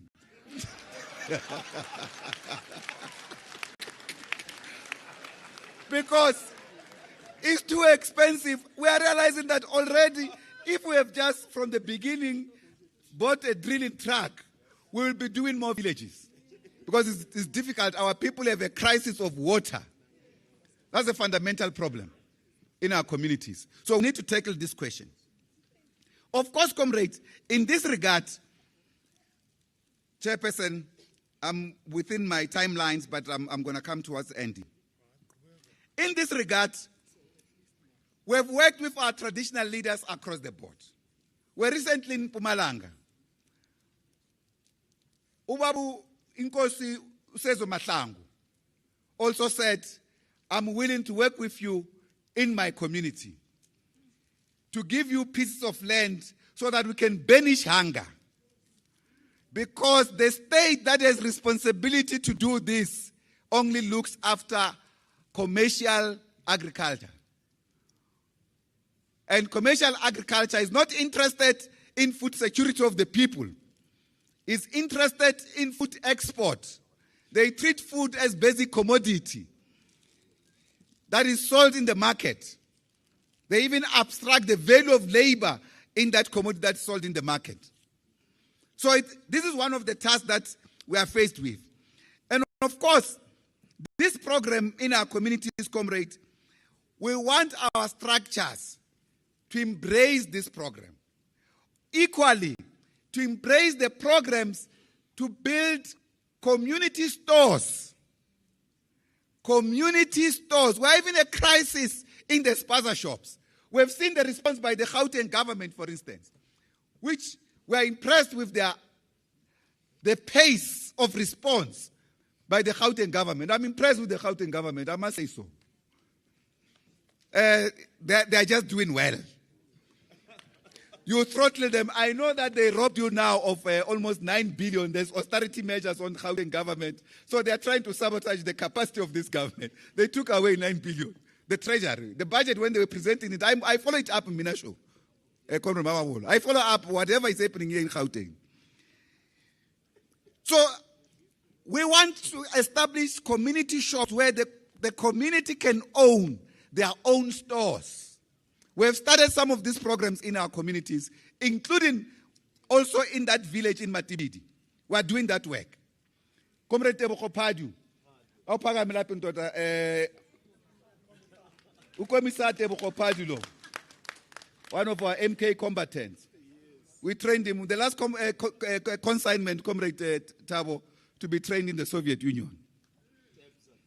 He was involved from the beginning in the working group on the RDP. After he came back, there were these young intellectuals still embodied with the ideas of socialism. But unfortunately, the collapse of the Soviet system happened when they were there. But comrades, the other critical question, of course, is that we are still met as a country in a process in which public provision of services is compromised by neoliberal economic policies of austerity. It's further compromised by corruption and private provision of services, including through state tenderization, even compromising various areas, including in health and education. Comrade Mtwaledi gave an extensive presentation here yesterday. And it was deliberate to invite him to come here and give that presentation.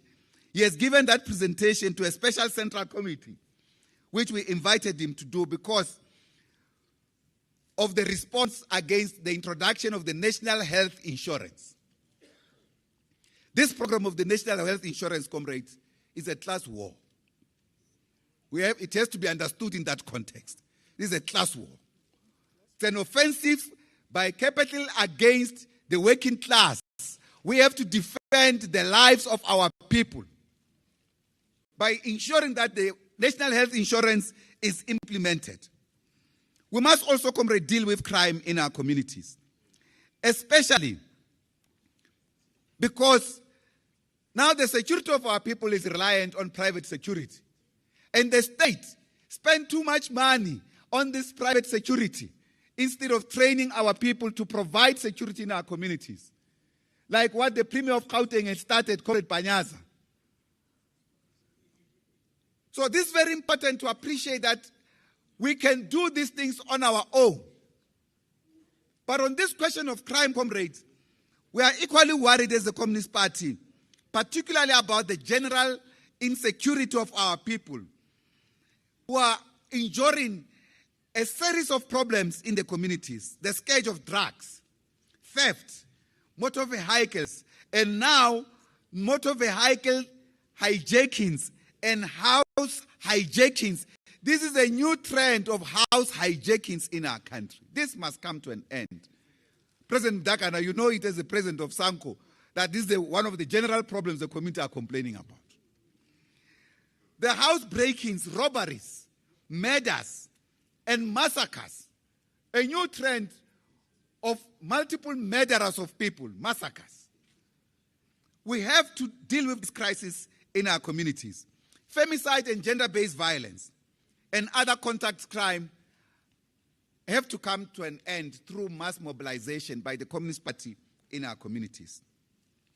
In this, comrade, we have also seen public infrastructure being affected and also being attacked and looted, including electricity infrastructure. Now, we have to know, comrade, that equally, from an economic sense, crime is bad also for investment. Very bad. Let me also say something about a peculiar crime in our country that we've picked up in OR Tambo region, Mthatha, Mqekezweni, where former President Nelson Mandela also stayed. In that community, there's a peculiar crime of extortion, what we call sextortion. So criminals demand that women must leave 200 rands on the window panes in order not to be raped. Certainly, comrades, we need a special program by our province in the Eastern Cape. And so far, we are unhappy about your attitude to this problem, comrades, in the Eastern Cape. We must say so from this platform. We have said it nicely. But this is not a matter to say nicely, comrade Provincial Chair Mkhaga. It's not a nice matter, this one, because after we said, let's launch an intensive program to stop this crisis, the comrades go on a long process of planning. By the time they are coming with plans, 6 young women are raped preparing for matric exams.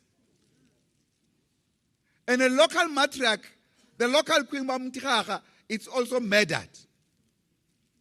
And I'm not saying that if we had our program, this could have been prevented. But if we have shown presence and a voice in the community that we are attacking this crisis, we could have saved life. We could have saved the trauma that these young women will live with for the rest of their lives. Now, we need a special program on this thing. At the national level, we have already engaged our comrades in POPCRO, our trade union, the mighty POPCRO. We have said to POPCRO, we need your intervention here, working jointly with us. We have also engaged other unions. We have engaged the leadership of COSATU to say, let's go there and tackle this crisis. It cannot be, comrades, that, when we get to know this thing, we do it and a desktop research from headquarters. We established a war room to tackle this crisis with our organizing unit. We found that women in the area, those without children, have left the area. Those with children at school have to endure these traumatic experiences of being constantly raped. One woman even said in public when the minister went there with the commissioner of the police that she knows that 3 times in a month she will be raped. Aye, comrade, how possible is this thing that the Communist Party is alerted of this question? They do nothing. The district secretary of that area must fully account. We need a full program on this thing and a campaign in Tegezweni by the Communist Party. If this doesn't happen, comrades, we will show you that that's not how to run the Communist Party. The Communist Party, we have said, must get rid of the Kevin Carter syndrome. Kevin Carter was that journalist, multi-award winning journalist of the Bang Bang Club. The comrades in Togoza, they don't love this Bang Bang Club. Because this group of journalists was there during the war. And they were in the front line when our comrades were dying and they were taking pictures and everything else. And they went on to do a documentary of my community without involving them. But Kevin Carter is the guy that took that picture that won international awards of a vulture wanting to attack a malnourished kid in Sudan. When her parents have put her under a shade to go a kilometer away to be on a queue for food. The parents were there, but both of them, the mother and the father, each one felt that they can come back with a bag of meal. So they all went there and leave her under the shade. This vulture comes. Now, Kevin Carter is asked this question, but what happened to the child? He said, no, that's not my job. My job is to take a picture.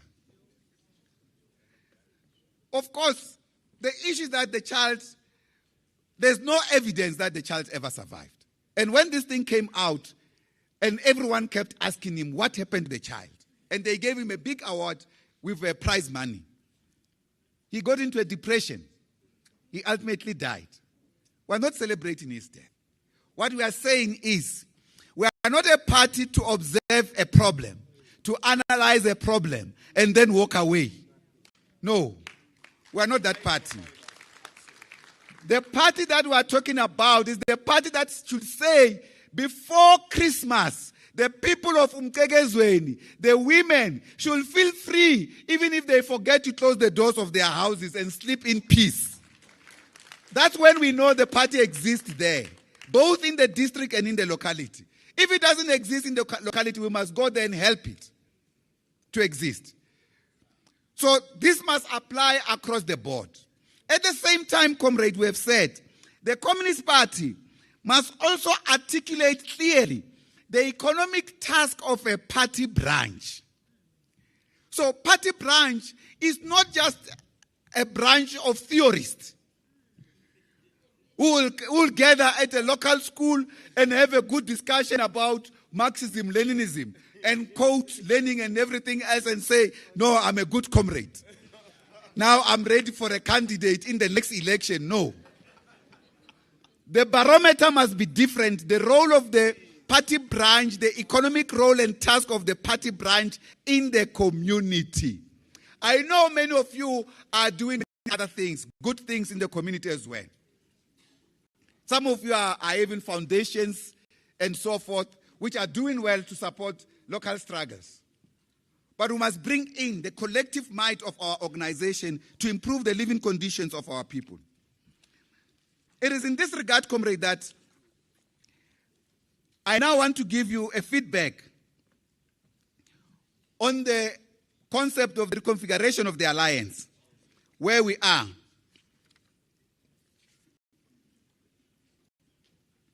This reconfiguration, it's a consequence or lack thereof. And the way we are moving forward with regard to economic policies or even contesting election has to do with the failure of our movement to reconfigure itself. Firstly, we started this process as the Communist Party through our Young Communist League.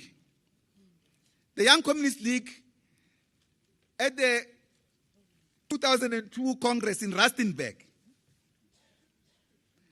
made a presentation that the Communist Party must contest elections.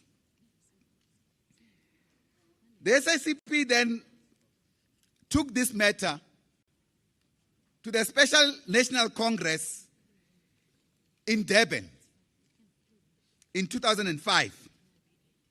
That Special National Congress then decided and crafted a resolution to be discussed at the 2007 Congress in Port Elizabeth. The Port Elizabeth Congress of the party then resolved on the concept of the reconfiguration of the alliance. And we then engaged our comrades in the movement on this matter. We also went to Ngoye Congress in 2012, and this matter was still on the agenda. We also resolved on this one. We improved our resolution on the reconfiguration of the alliance. And we took this to the alliance component. It is during that time, towards the end of the Congress at Ngoye, the term of that Congress, which was the 13th Congress, towards the 14th Congress, here in Ekurhuleni, that some discussions in the movement took place. These discussions reflected the fact that the SACP can no longer work within the current reconfiguration of the alliance or support the ANC in elections without the reconfiguration of the alliance. So in this regard, we made several resolutions. They are in your frame documents here in this book. There are various Congress resolutions on this question. What I'm elaborating to you is now internal discussions inside the movement. These internal discussions led to this 14th Congress here. I presented that resolution here in Ekurhuleni. I remember saying to you, comrades, when I was presenting this resolution, you were very excited. You were clapping hands. I said, whoa. Because you did not want me to finish reading the resolution in its entirety. But nonetheless, 2 decades later, this is where we are. We are at a point where, for instance, after that Ngoye Congress, which allowed some form of representation by our structures to the Central Committee to contest elections with valid reasons.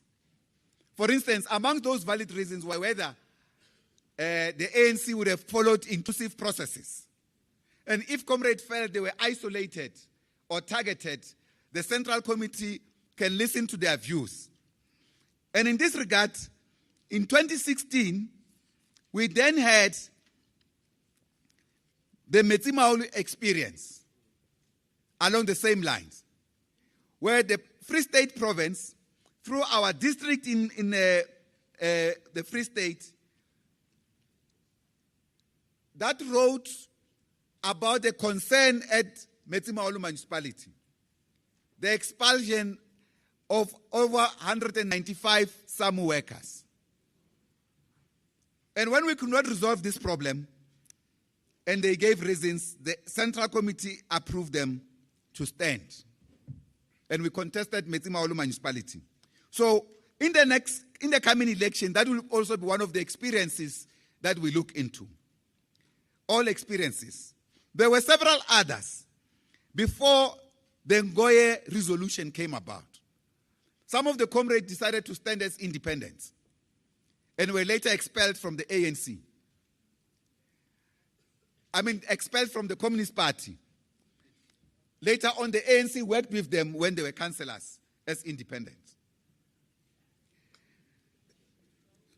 Some of them, like in the Eastern Cape, at Alfred Nzo, they registered directly with the IEC. Then I had to go and stop on behalf of the Central Committee their application to be on the ballot at the IEC, because they had not got permission from the Central Committee and the province had not approved it. And others in Maruleng, in the Northwest, ultimately left and created a local communist party to contest elections. In Moutse, others created what they call the Bolshevik Party, led by Comrade Siye. So when I meet him with the Bolshevik. So this experience, comrades, created an impression that certainly the party needed to resolve this question without finding itself disintegrating. And we had a discussion at the 14th Congress. That 14th Congress then gave us a tight mandate. That tight mandate included engaging fully the alliances, and the alliance said, let's have a joint discussion document, but the Communist Party must start. We started by developing a discussion document. This discussion document, which was crafted by Comrade David Masondo, he was the lead person of this discussion document. At the time, Comrade Masondo was in the NEC of the ANC, still in the NEC of the ANC in his own right. And he was the principal of the O.R. Tambo's leadership school. And President Zuma said no, he doesn't trust him enough, because he wrote one of his intellectual pieces criticizing him on the national question and ethno-nationalism. So I think he was still hurt by that. He said, no, I don't trust this one, because he was in the Communist League, the Young Communist League, when they spoke about this thing. So he will be biased on this question. So can I make comments on this document? He made extensive comments, which we also responded through a discussion document as the SACP. And ultimately, the ANC replaced Comrade Masondo with Comrade Natim Tetwa, who was a member of the NEC and responsible for political education, to drive this project. And we sent our team there to work with him. COSATU developed its own discussion document. So the SACP had discussion document, COSATU had discussion document, SANCO made presentations. President Mtagana, you were there. Comrade Skumbuzo, at the time, was in the secretariat, had said they were coming from the NEC. He had not managed to compile the NEC discussion, but he read to us the views of the NEC of SANCO. So they were added by the team that was working on this document. So ultimately, this joint task team, led by Comrade Natim Tetwa, with Comrade Alex Mashilu and the ANC team, amongst them Comrade Nef Manana, who recently died. When they deal with this question of the memorial, his name will appear there. He was in that particular team and other team of ANC leaders and comrades. Then, in November 2019, the Alliance adopted a joint document on the reconfiguration of the Alliance. Nangizwa maqabane. the alliance adopted a joint document on reconfiguration of the alliance. It's in this pack. It's called Towards the Reconfiguration of the Alliance. Now, this document, when it was supposed to be implemented across the structures of the alliance nationally in 2020, we had agreed as the leadership of the Alliance Political Council, that's the national officials, to visit all provinces and meet with the PECs for the implementation of this program, of this joint agreement. Then, Comrade Ace Magashule, then SG of the African National Congress, said, this document has got far-reaching implications. It has been approved by the NEC. For COSATU, it has even gone to the Central Executive Committee of COSATU. For us, it has gone to the 2019 Special National Congress. So, Comrade Ace, feeling that only the ANC, NEC has discussed this document, felt that this document must be taken to the NGC of the ANC, which has no problem. Let's take it to the NGC. Then 2020, we had COVID-19. And the year that the NGC was supposed to be convened, it could not be convened in 2019 because of the NGC could not be convened because of COVID-19. As a result, the ANC never properly discussed this question through their branch structures. But in the run-up to 2022 National Conference, the ANC releases discussion documents, and they leave this document on the reconfiguration of the alliance. We tell them, we alert them about this thing, and say you need to bring this question because the NGC has not taken place. At least let Congress discuss this matter, or let the structures discuss this matter. And ultimately, as we know, this was not properly discussed, except that the president of the ANC, addressing the Nasrec conference December 2022, spoke about the reconfiguration of the alliance, but briefly. But all what he said was positive. The SG's report, or the Secretariat report, presented by then Deputy President D.D. Mabuza, because the SG was then suspended or expelled, presented the organizational report and derided the alliance on reconfiguration of the alliance and said, we want to micromanage the ANC. That's not what we are saying, or we were saying.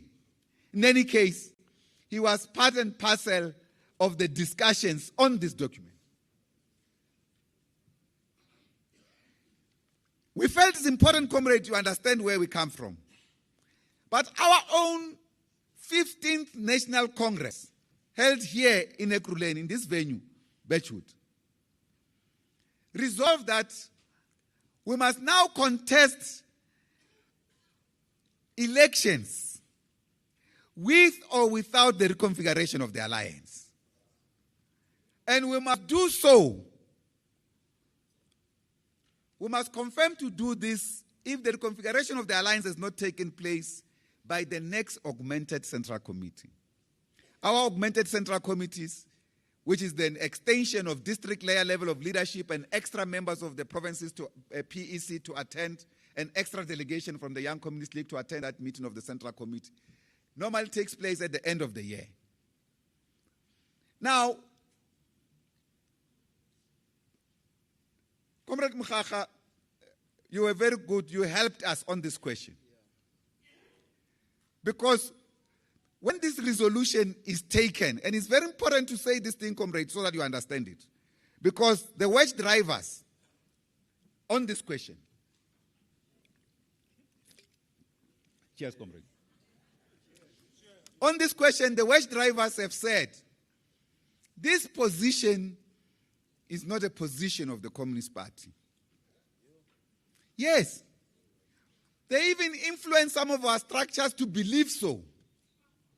That is why I'm saying to Comrade Mukhacha, thank you very much. Because you did not stand up in that Congress to call for timelines on video in order to garner, on the basis of these timelines, the full concurrence of Congress to resolve in that form, will be in trouble, will be deeply divided as a Communist Party. Because, comrades, at the time that Congress took the decision, I am not in the plenary of Congress as newly elected General Secretary, together with the rest of the officials. We have left Comrade Thulas Nesi to chair Congress. You remember the results were announced late, and the media was waiting for us. So the media team then said, let's go and address the media so that they can leave. They've been waiting here. We left the hall to come and address the media here. When Congress resolve on this matter, I'm not even in the plenary of Congress. My job is to implement all decisions of the Central Committee and the Congress. On that platform, there will be no wavering. So, some of our comrades then said, no, later on, we didn't take such a decision. Yes. And this is not to divide our leadership, but it's to say this angle came up. When it came up, we had to get the video. It's 18 minutes video of all deliberations. I remember in that video, we saw even some of the things we were not supposed to see because we were shocked. Oh, these delegates. Because when it happened, I was not in the plenary of Congress. Comrade Dibulelo was the second deputy national secretary of the Young Communist League, and the Young Communist League delegation climbed on tables to celebrate. Celebrating this victory. That now there's timeline. We say by the next augmented Central Committee, if the alliance doesn't take decisions, we are going ahead to contest elections with or without the reconfiguration of the alliance.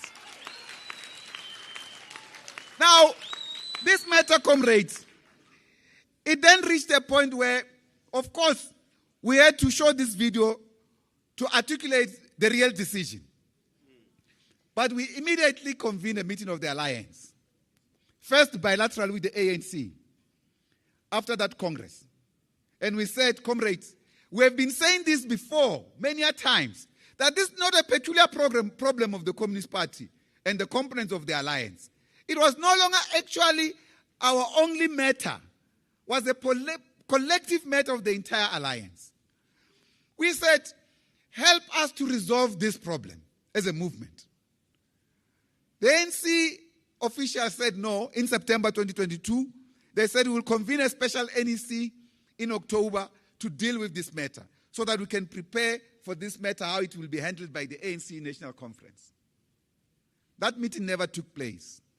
We understood when it never took place. There were many court cases. There was not even a possibility. You remember there were difficulties towards that national conference of the ANC. And there were many other things.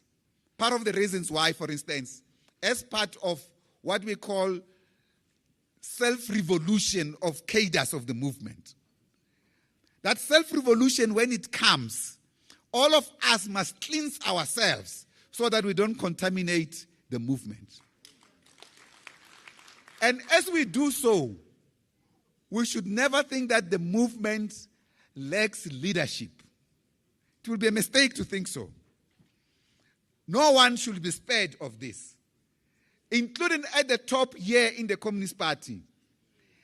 Once I misbehave and damage the image of the Communist Party by my reckless behavior, I must take responsibility on my own, not contaminate and drag the Communist Party in. On this question, of course, we reached a point where there was no reconfiguration. Now, we had our augmented Central Committee on the 30th of March and the 1st of April 2023. That augmented Central Committee, we must indicate, comrades, because it was supposed to take place end of the year, we shifted it, trying to buy time of engagement within the alliance. We even went to COSATU. We were also blamed, by the way, when there were problems in the National Congress of COSATU. Because this question even created serious tensions in the Federation. And some of them even blamed us. For instance, the national chair of the ANC did not address that Congress of COSATU. Workers refused. And they blamed me. They said, I had the power to stop the workers. On what basis when there's Mike Shingange, there's Comrade Zingi Swalosi, and the General Secretary at the time, who are leading their own delegation. I was invited to provide a solidarity message from an alliance. But the bottom line is that it created problems across the movement. Now, the Central Committee, when it ended on the 1st of April last year, we released a statement. In that statement, after we've taken two main decisions related to this question. The first was that this was not in the statement, but the decision of the Central Committee was that we will contest the next local government elections. And we gave reasons for that, because the reconfiguration of the alliance has not taken place. The second was that we will not contest the general elections because of the threats facing the movement, the counter-revolutionary threats facing the movement. Some of those, I've spoken about it. And few months later, there was the establishment of the Moonshot Pact in South Africa, which actually confirmed the fears and the analysis of the South African Communist Party. So on that basis, we did not want to articulate this matter, to take out this matter in public and confuse the public that we are going to support the ANC in the national elections, but we are still going to contest on our own in the coming elections. So we kept this on our own until we have had a proper bilateral meeting with the African National Congress. What it also means, comrades, is that since last year, April, we only had a bilateral meeting with the ANC 2.5 weeks ago. Yes, we were meeting in general alliance meetings, political council, elections, and this and that, many others, but never the bilateral. So only 2 weeks ago, when we were in the bilateral meeting, we now officially told them the truth. I remember just 2 days before that, or a few days before that, I had an interview with the Mail and Guardian. And they say, so they didn't know that we've taken this decision. I could not disclose it to them before we have disclosed it to the ANC as our ally, that we have been contesting election through them. And they wrote a headline that SACP will support the ANC, still support the ANC in the coming elections. That was the headline of the Mail and Guardian just a few days before we met the ANC. But when we met them officially, we then presented to them the decision of the Augmented Central Committee, which was practically implementing that decision of the 15th Congress to contest elections with or without the reconfiguration of the alliance by the Augmented Central Committee. In other words, comrades, our dear leadership in the ANC ignored this matter. They treated it scantily until last 2 weeks ago,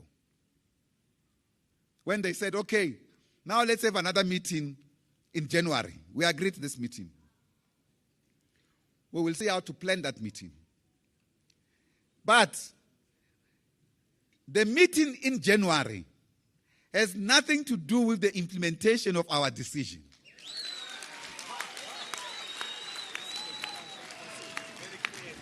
Completely.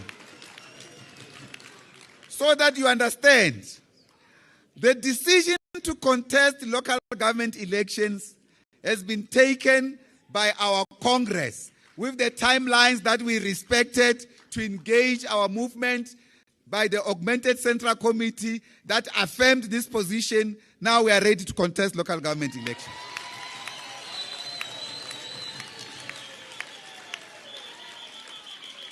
Now, comrades, I want to say, I hear you that you are celebrating this.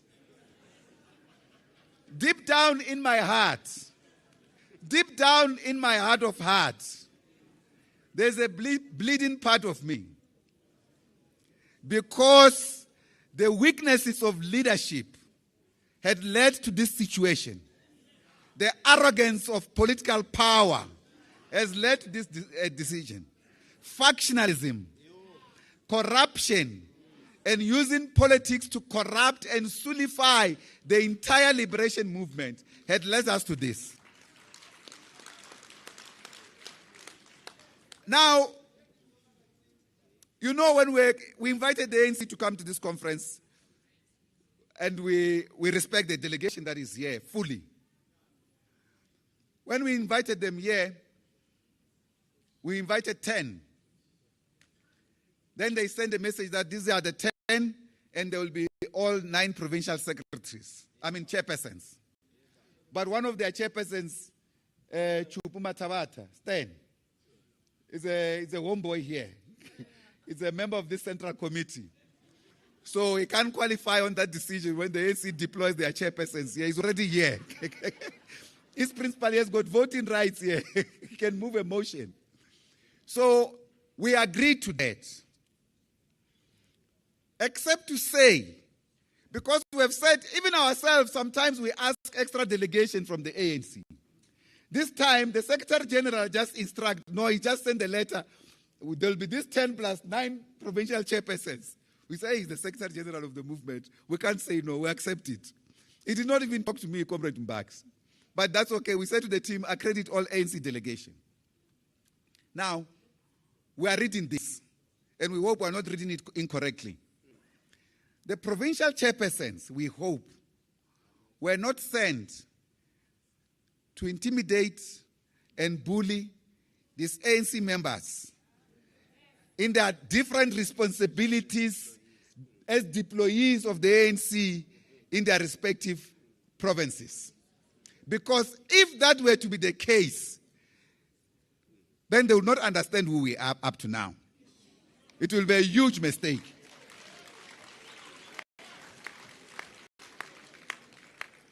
And therefore, comrades,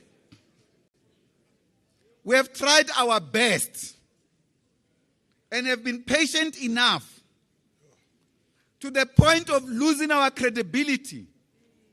You know, even some fail-pop politicians and some fail-pop analysts condemn us daily that these ones are spineless. I mean, the other day, because of our condemnation of the GNU, we get responded by Mackenzie. We have no relationship with him. And we're like, why? Because we are brought here by the movement. So, we have tried our best, comrade, but this decision, it's very important to clarify this. This decision to contest elections on our own does not mean we are leaving the ANC or we have ended the dual membership. There is no such a decision. It does not also mean we have ended the alliance. The alliance still exists. We are asserting our independence. The alliance is made of independent organizations. We are just asserting our independence. And therefore, this organizational independence, ideological independence, even to an extent, may bring in appropriate ideological purification sometimes of ourselves because we are too much contaminated as well. Unokuthola ukuthi abanye abantu they are moonlightning abezwa ukuthi bakuphi.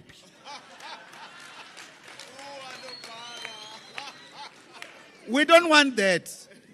We want people to be clear.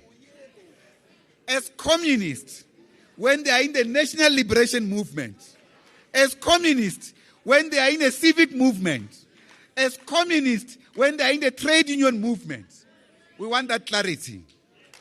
And this is what we are.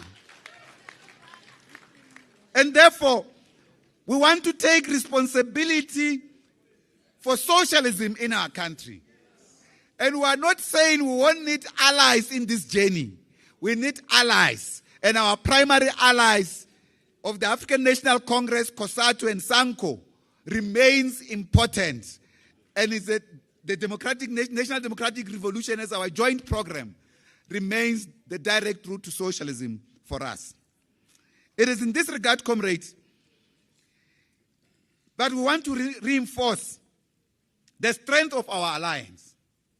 For instance, just as a for instance, this is not to deal with the generality of the point that we're raising. Take the recent municipality in Tabazimbi. We win all the wards. We can't run the municipality because of the proportional allocation system. Imagine if, for instance, there was possibility for reconfiguration. The ANC understanding this. The ANC understanding that it is declining. Imagine if they said to our comrades, without mischief, comrades of the Communist Party, stand here as well, so that either you support us on the wards. I'm just giving an example. You support us on the wards, we support you on proportional allocation. We will be running the municipality proper. They don't even, that part, we are not talking about that now. We are talking about now contesting elections on our own. But what I'm trying to show is that because of the arrogance of leadership, they did not even want to discuss the modalities. We made proposals. One comrade I met in the Northwest says to me, so no pala, you guys in the Central Committee, you are still going to talk about the modalities of contesting.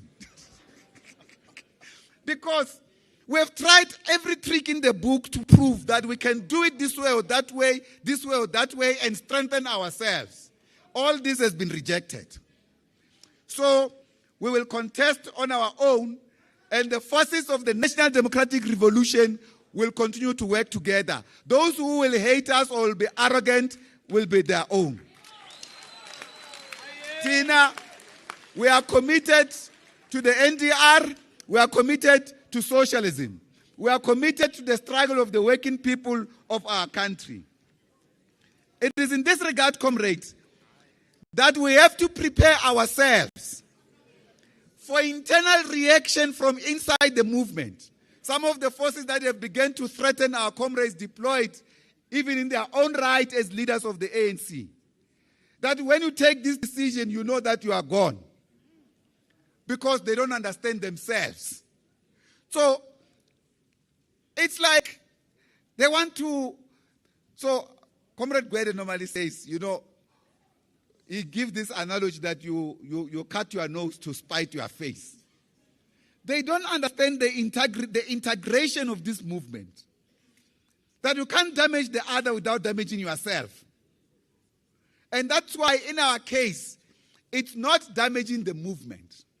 It's asserting our independence. In some instances, Makaban, I mean, I don't have to mention areas and provinces. You know, there are times when our comrades, capable comrades, extremely capable comrades, are overlooked for deployment in appropriate positions because they just come from the ticket of the Communist Party, even if they are ANC members in their own right. And we are powerless. We can't do anything about it.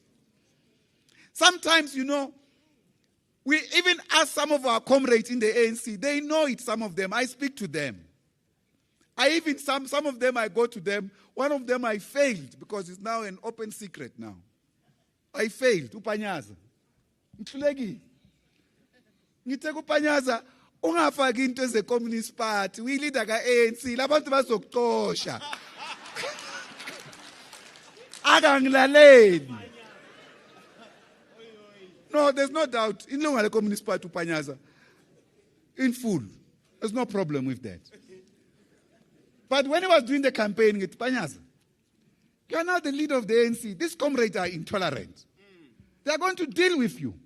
One of the consequences you are suffering, Comrade Panyaza, is because you are a member of the Communist Party, but we are proud of you as a cadre of the Communist Party in the African National Congress. You do nothing against the African National Congress, but you are empowering it. So you are not a damaging cadre in the African National Congress. So it is in this regard that some of them, I don't have to mention names. One of them I said, Yabona Game Chanam, you are now in this position as a leader of the ANC. Siyakhulula Communist Party, work fully for the ANC. We know you are one of us, ideologically.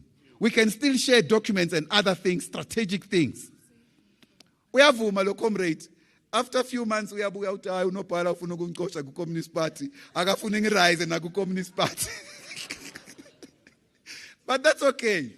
So the bottom line is that our cadres, we have good cadres. We have some of the best cadres. You know, nangu cadre la uBurkinabe, ucadre Majuba.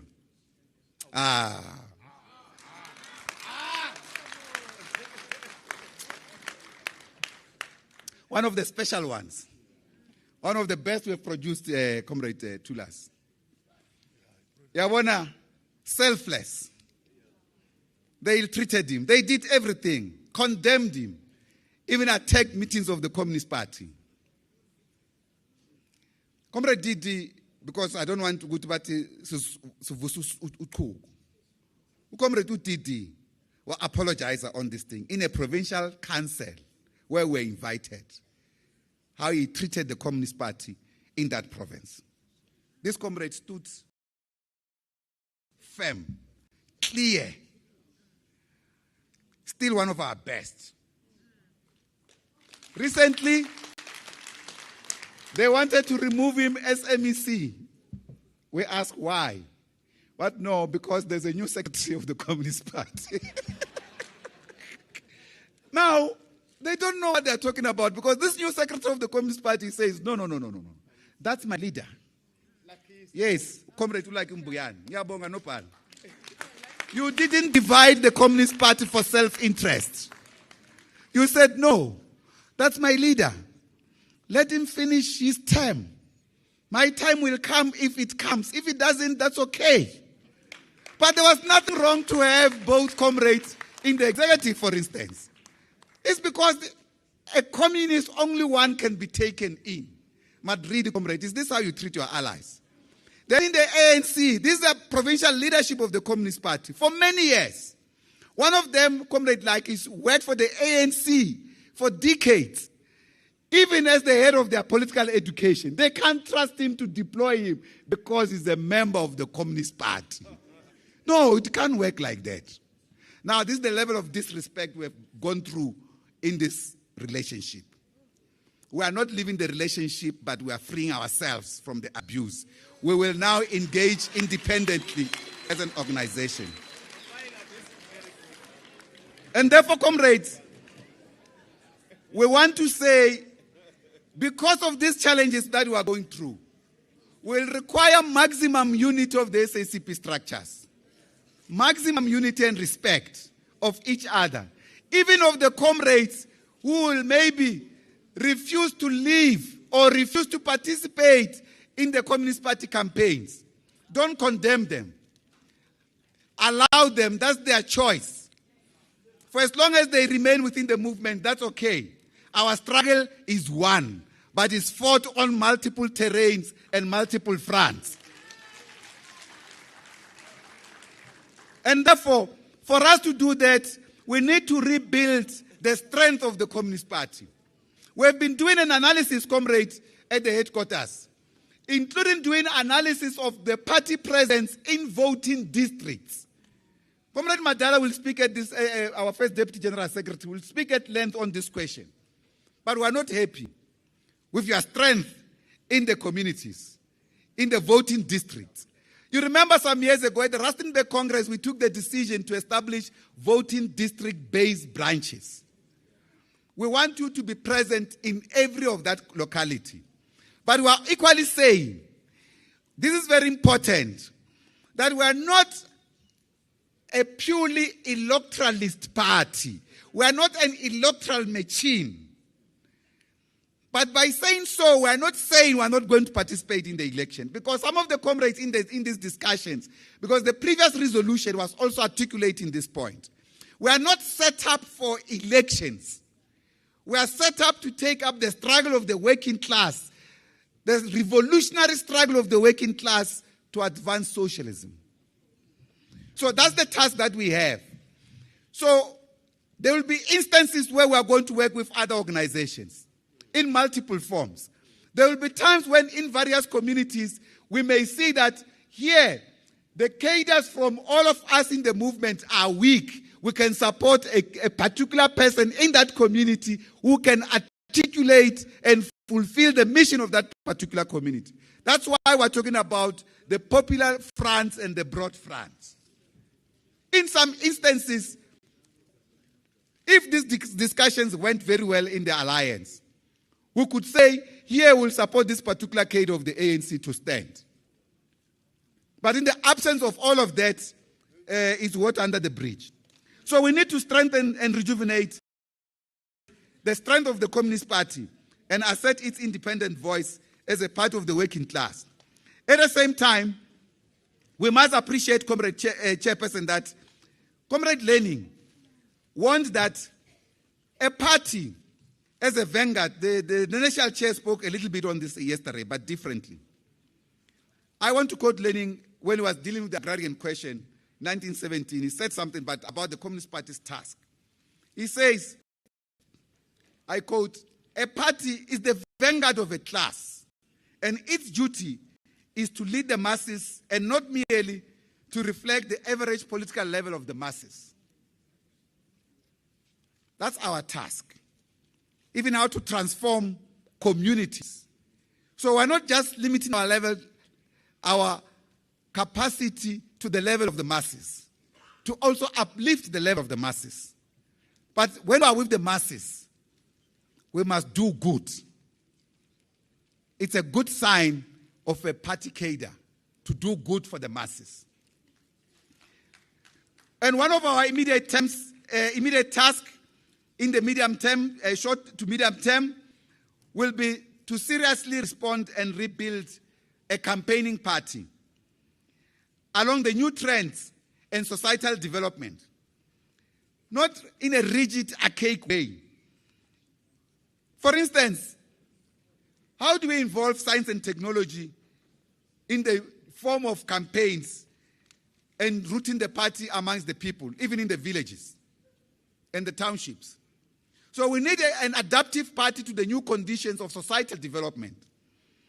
We also require to embrace this concept of self-revolution, to anchor the necessary change for renewal of the movement, the renewal of the Communist Party. We can't do things the old way and expect different changes or outcomes. So it is therefore important that the renewal of the movement and the renewal of the Communist Party itself should start with self-reflection, self-revolution. This is what the Communist Party of China says they've discovered. They say they've discovered that they had a mission to study the rise and fall of dynasties, organizations, and states.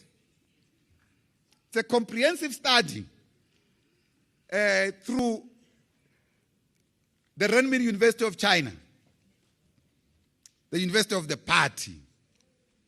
Yeah, the University of the Party. It studies the Communist Party organization and it studies society in detail. They've got the capacity at that level, Comrade President. So they say they found that the major problem in the rise and fall of these dynasties is the weakness of leadership. The inability for leaders to renew themselves. And also for them to leave office when they are now unpopular with their own. Then they start imposing draconian measures. And when they fall, we have people celebrating when one of their leaders has fallen. It should not be. But they said they found a solution. and the solution is on the rise, it's on self-revolution of the individual leaders of society in various components. This is something that we have to institutionalize in the Communist Party, starting with institutionalizing criticism of ourselves. I've said to the Central Committee, I would take a leadership role as General Secretary and subject myself to a process of criticism. And there will be further other things of scrutiny. For instance, we have in the past spoken about lifestyle audits. We have not subjected ourselves to that process. So we also need to undergo that process. What we call for society and leaders in society, we must also undergo it. On this of criticism, there were times that, for instance, when we were differing with President Zuma, the leadership of the ANC said, no, you are too angry. When they said I'm too angry, I said, okay, maybe it's time to go for criticism. I asked Comrade Gwede Mantashe to go and criticize me. I spent a long time, and he said what he wanted to say, and I didn't have to respond to him. A few months ago, I've underwent another period of criticism. This one took about 4.5 hours. I was criticized by Comrade George Mashamba, a stalwart of the Communist Party. I had to visit him in Limpopo at his home, but he said he will accept to criticize me if I bring Comrade Jenny Schreiner as a scribe of the criticism session. So indeed, Comrade Jenny, she's here, she's my witness. We went for criticism. I went for criticism, she was the scribe. So she has the records, I have the records. So I have to give him feedback at some point about what I'm doing about the things that he raised about me. So that this criticism is not a tick box exercise measure. I have done it, so it's done, that's it. No, it's a process of self-reflection. Now, part of the reason why he asked Comrade Jenny Schreiner to come, Comrade President, is because this comrade was mentioned by Agrizi at the Commission of Inquiry into allegations of state capture and corruption, what is normally called the Zondo Commission. Agrizi says they tried everything at correctional services to corrupt people in a systematic way. But he says to Justice Zondo, but my Lord, there was one person we could not crack, and that is Miss Jenny Schreiner. And you know, our cry from the commission is that when people were doing good, they don't praise them. She should have been in the final report as one of those who resisted systematic attack to corrupt them and their morality. She refused. She remained strong. And I'm happy that she's head of our secretariat in the Central Committee.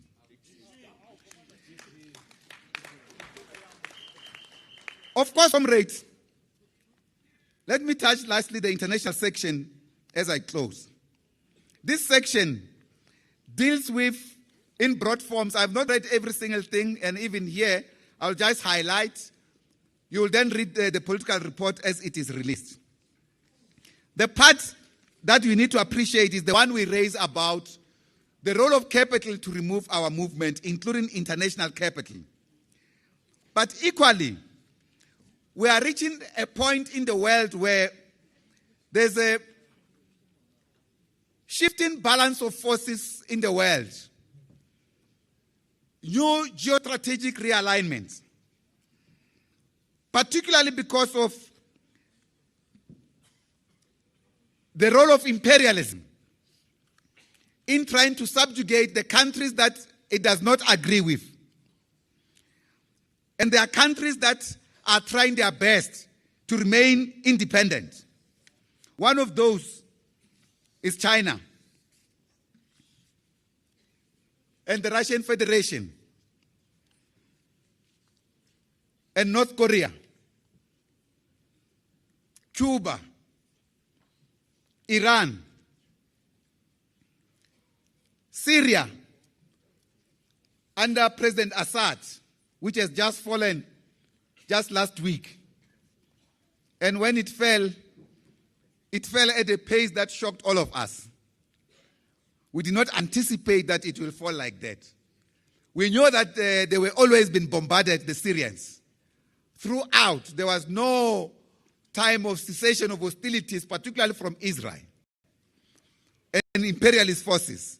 But ultimately, they were destroyed, and a group of terrorists supported by the Western forces removed the government of President Assad. Again, we're asking ourselves this question after the removal of President Assad, that some Syrians, in the diaspora particularly, went into the street to celebrate. This is a question that the liberation movement must reflect deeply, including when our electoral fortunes are declining. And in the SADC region in particular, we've been winning elections by small measures. You know, in Angola, we just crossed the 50% plus one. Here, we're at 53% at some point. We went down terribly. The neoliberals are contesting the outcomes of elections in Mozambique. Because the neoliberals do not want to accept the outcomes if it doesn't favor them. They have the resources to destabilize. Now, we are happy that comrades in SWAPO won the elections. Even there's a destabilization against SWAPO. In Zimbabwe, there have been similar things. So there's a threat to the national liberation movement. But on the continent, we have also seen some important developments.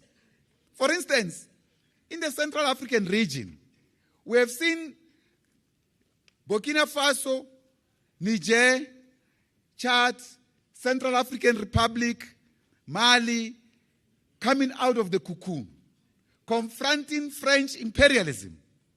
Algeria itself asserting its independence.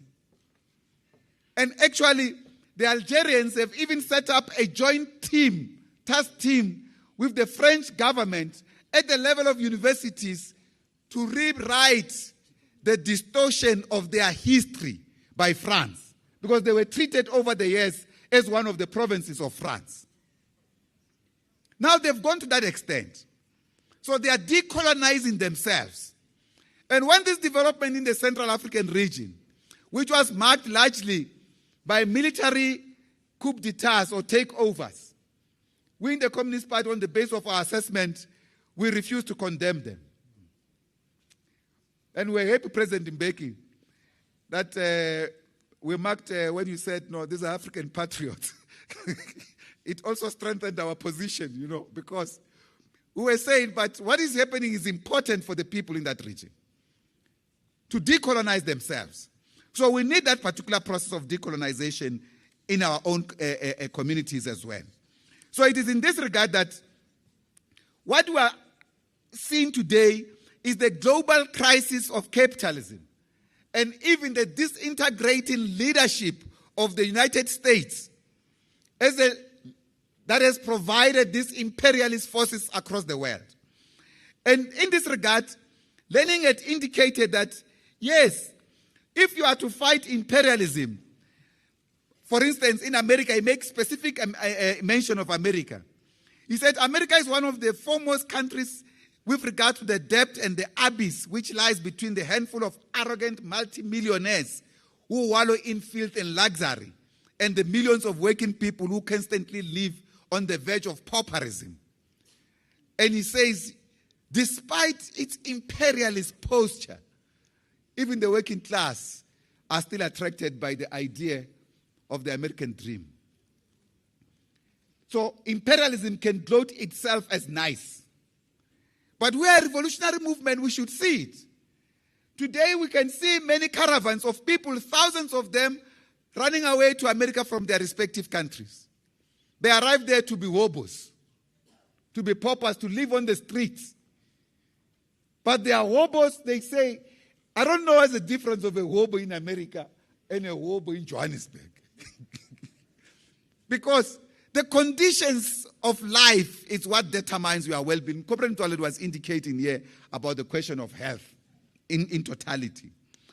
So we have a situation where now the biggest crisis of the world capitalist system is exacerbated by these leading capitalist economies who are controlling massive wealth of the world.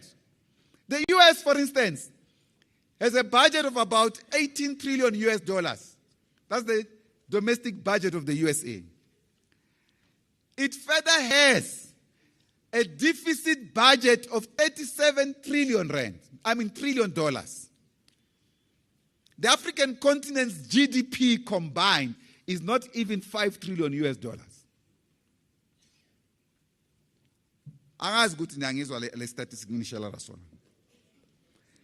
That's the huge disparities.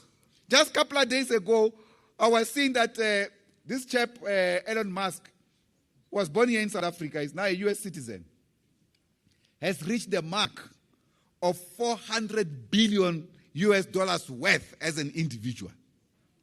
He's now richer than South African government. Yes. Our GDP is about 350, 370 billion US dollars. He has reached 400 billion US dollars. I have said in one platform that that's going to be the first trillionaire in the world. That's the huge disparities in the world. All of these are driven by imperialism. We need just less than 5 trillion to end poverty in the whole world. Why these countries are sitting on massive resources when the people are dying of hunger across the world? This is because this rotten system of capitalism is not a system for humanity. It's a system for a minority few who use it to abuse the majority to live better, and the majority live in misery and in poverty. This is a fundamental struggle of communists, to make sure that everyone lives better. But we are doing so from the humbleness of our abilities in our own communities.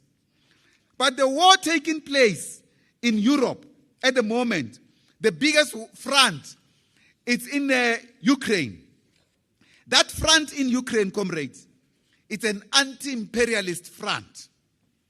We have to understand it in that form.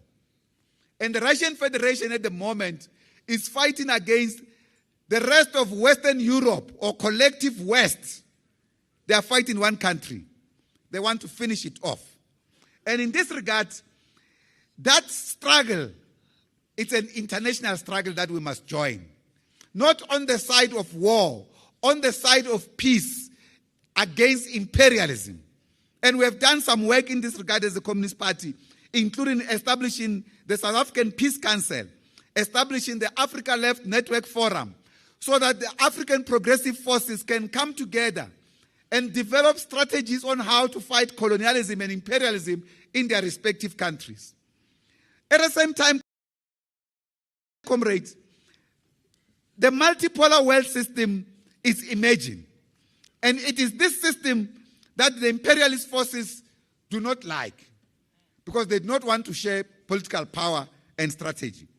On the one hand, their system is disintegrating. The Middle East is one of those areas that is the major foot of imperialism. The destruction of Syria, it's a major setback in the struggle against imperialism.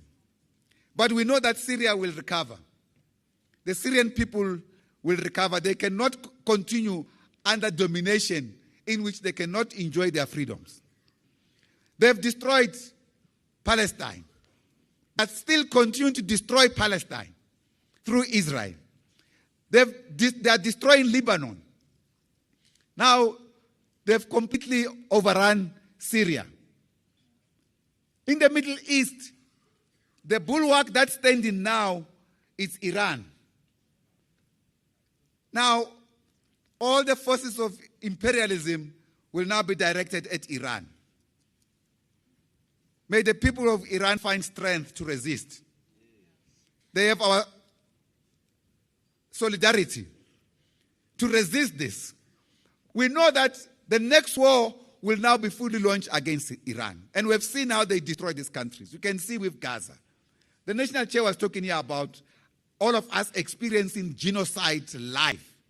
They do it every single day, and they record it. They even celebrate it. So we have to consider active participation in the international sphere to strengthen our comrades, particularly those in the building up of multipolar world system, including the role of South Africa in this regard as a state. And we are happy with the role that, for instance, the BRICS countries are beginning to do, including the BRICS countries playing a role as an anti-imperialist force and rebuilding new strength within the global south. All efforts must be made, comrades, to make sure that we don't go back to colonialism. And that is why we cannot accept this GNU notion that brings us back to colonialism. The African continent must continue to resist any imperialist forces, but must build its economies. We have the possibility to use the crisis of liberal democracy today, which is the crisis of modern capitalism. Liberalism, as it entered the world space, was an important ideology on the basis of its concept of liberty, freedoms, and human rights. But liberal democracy today, we have seen its offensive, particularly clothed in religious gowns. For instance, the articulation of Christian offensive as a religion used by liberal democracy to expand imperialism. You see, when you see Zionism in action in Gaza, in Palestine, the rest of Palestine, especially in Gaza, driven by Israel, it has a religious gown in front. But who's the main backer of Israel? It's the United States of America, militarily and everything else. Everything that happens, the U.S. sends their warships right there outside the Mediterranean Sea. They are always there in the Pacific and everywhere else close by. Tina, we only respond by statements. Now, this thing, comrades, have to change. We need governments, African governments, that are decisive, that have got guts. We don't need leaders who are cowards. And the crisis of liberal democracy, comrades, you will read it at length there in the report. This crisis has created new forms of brutality that we have seen across the world, including now recently in Syria. And here in South Africa, when this brutality takes place, the Jewish Board of Governors, the Jewish lobby, and Jewish-aligned capital, in any case, dominant capital in the world is Jewish capital. In their alignment, they side with Israel. They condemn the world. They are now trying to finish off Russia, but it has stood up. And unfortunately, because of poor world leadership, we are almost on the crisis of a nuclear war. There's a possibility for that. Although we just got some assuring statement a couple of days ago when we were reading that after President Putin visited Belarus and met President Lukashenko, he intimated President that, well, they will be given the Oshnik missiles to Belarusia. And the Oshnik missiles are not the full-blown nuclear war, but they've got such capacity that they cannot be stopped. They are at a supersonic speed level, 8,500 kilometers per hour. That's nothing that you can prepare to stop it if they are dealing with you in Cape Town from here. So you divide the distance between here and Cape Town by 8,500 kilometers speed. So it's a massive speed. Now, we are only assured by that, even though this remains weapons of mass destruction. But at least with that, we realize at least the nuclear button can be saved at the moment. It can just be these missiles at the moment that perhaps some sense can reach into the heads of leaders, particularly this poster boy of war called Zelensky. Arrogant chap. I don't understand what kind of leaders and how societies accept to have such kind of leaders. But nonetheless, this is a crisis of liberalism, and this crisis here represented by the DA should not be the people that we align ourselves with. We have indicated, comrade, that in terms of the GNU, this will take us back politically. The progressive agenda will ultimately get off the table. And this will create serious problems for us as a movement, as a liberation movement, particularly our relationship with the masses. We must also equally deal with matters in our society, in our communities that are afflicting us, the crisis of illegal mining in our communities. And we have said, ultimately, the government must come with mechanisms to have artisanal mining. But we must deal with illegal mining and create safe conditions. But say to capital, they must take responsibility. Those who are owning these mines, who made a whole lot of amount of money out of our minerals, they have not taken responsibility for the safety of our people after they have mined our minerals. So government must enforce these realities across the board. It is in this regard, comrade, that the Communist Party must be amongst the people when they fight against these struggles. And at the same time, we in the Communist Party must not allow ourselves to be appendages of other organizations in the struggles, including of some NGOs, some funded by imperialist forces that are running community struggles. How is it possible that only people who are running programs on the basis of being paid, they are in the leadership, and our comrades are not in the leadership with society? We must be there as comrades, as the structures of the movement. And therefore, in this regard, we must not allow a situation where we get compromise as a Communist Party by associating ourselves with programs that we do not understand, the programs that we do not even create or we do not even discuss. It is in this regard that we should not allow even vulgarization of Marxism. Because there are those that, for instance, are vulgarizing Marxism in the context of these challenges that we face as a Communist Party. Some of them have been rudely awakened because they thought when we were criticizing this runaway elitist group in the ANC that has taken the movement right into the hands of reactionary forces and expect us to clap hands and be happy about it. They've soon realized that, no, they were wrong to clap hands. We should not clap hands for wrong things. Let me leave you with this quote by Karl Marx. No, by Lenin. He says, the working class cannot play its world revolutionary role unless it wages a ruthless struggle against the renegacy, spinelessness, subservience to opportunism, and unexampled vulgarization of the theories of Marxism. Some of our comrades, close quote, that's Lenin. Some of our comrades even try to use Marxism to justify why we should be in cohorts with the DA. When you start doing that, we must know you cannot be a Marxist. No, you cannot be a Marxist. But yes, we can read. You can be a Marxist without grasp of Marxism, the ideological soul of Marxism. We can articulate, you can say, yeah, you are a good reader. You can say Marx said this, Lenin said this, but not apply it to your own conditions. So that's where our comrades, our structures must focus on rebuilding ourselves. I want to close by saying, comrades, the time has come for us to fully strengthen ourselves and to fully understand the critical moment that we are in. The moment that is facing the working class of our country.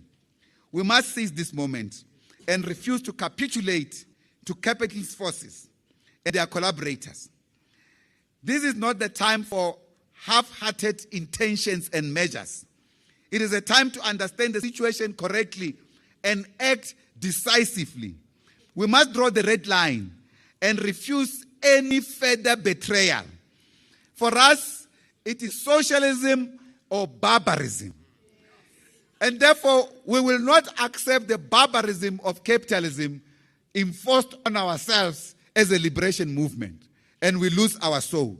In this regard, we are wishing you well as you go in the terrain of our movement to campaign, as you strengthen our liberation movement by having an independent voice of the Communist Party in our communities. We want to wish you well and to wish this Special National Congress great success. As you also will be discussing in commission, we have said to our comrades, all provinces, this is not the only commission to stay in. We are not discussing whether we are contesting elections or not. We have passed that stage. So focus on all commissions so that you can deal with the entire program of the Communist Party. Focus on how you're going to provide solidarity to our people, solidarity to our other comrades internationally, to Western Sahara, to Cuba, to our programs with our comrades in China, who are the ultimate objective by imperialism. Once they deal with Russia, their main road is to China. But we know, comrades, you are ready. You'll be able to confront them. Long live the Communist Party, long live. Forward to socialism, forward. Down with capitalism, down. Thank you very much, Program Director.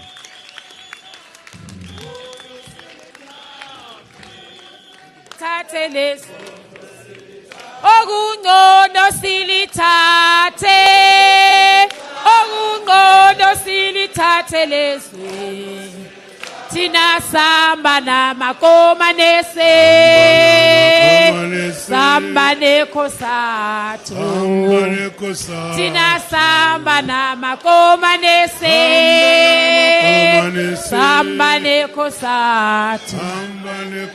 Ogungodo silitate, ogungodo silitate lesu, ogungodo silitate.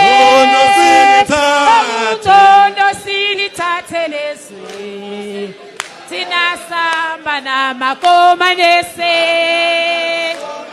samba neko sato. Tina samba na makoma nese, samba neko sato.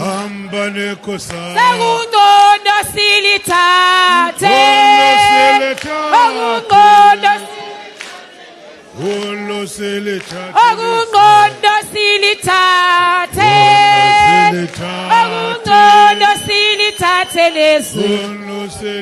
Tina samba na makoma nese, samba neko sato. Tina samba na makoma nese, samba neko sato. Ogungodo silitate, ogungodo silitate lesu. Ogungodo silitate,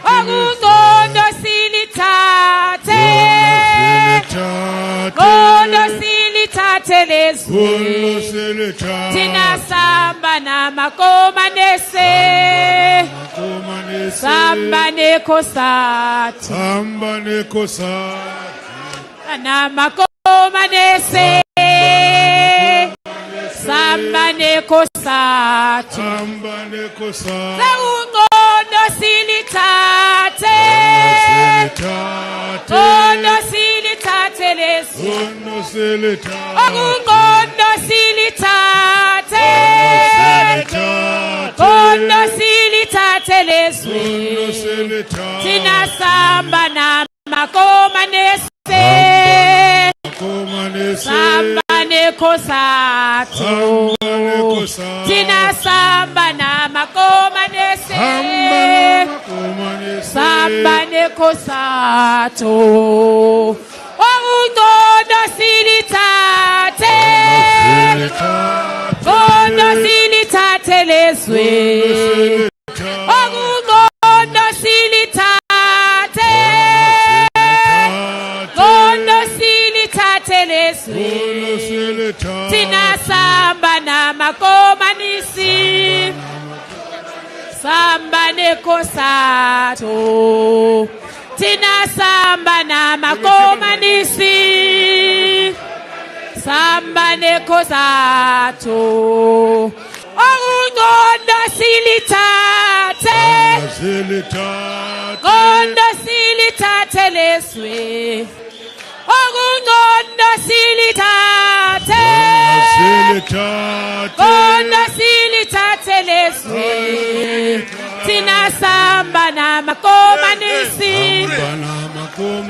samba nekosathu okunqomanisi samba nekosathu okunqondo silithathe qondo silithathe lezwe okunqondo silithathe qondo silithathe lezwe thina samba namakomanisi Back to our seats, comrades. Back to our seats. samba nekosathu thina samba namakomanisi samba nekosathu okunqondo silithathe qondo silithathe lezwe qondo silithathe qondo silithathe lezwe thina samba namakomanisi samba nekosathu thina samba namakomanisi samba nekosathu. Thank you, comrades. Amandla. Viva the General Secretary, viva. Viva Comrade Mapaila, viva. Skokele Mapaila, skokele. Skokele Mapaila, skokele. SACP. Thank you, comrades. Order. Can we take our seats? Self-sustainability. Concept note. Can we just Rural watch areas in South Africa have been the primary centers of cheap labor force supply and reserves for the industrial urban centers. They become an anchor of capitalist industrial development, especially in mining and other large-scale labor-intensive industries. It also became the avenue for force of modern commercial agriculture industry with expensive wide lands for plowing various food products and stocks largely to supply the ever-expanding urban population and its workforce attracted by the promise of higher wages in the capitalist industry. The way forward. Our intention is to rebuild and accelerate the rural area as viable, self-reliant, developing community of people within fast-developing modern society. At the core of these developments are community-initiated and community-based, impactful and sustainable projects aimed to tackle the multiple community deficient and crisis of social reproduction that kept the inequality between the rural and the urban area. We do not aim to turn the rural into urban area, but to develop the rural to meet the normal and basic necessities of life as in the urban areas. The following outlines our SACP community development programs aimed at promoting self-sustainability in villages and townships across various regions of South Africa. Naledi section.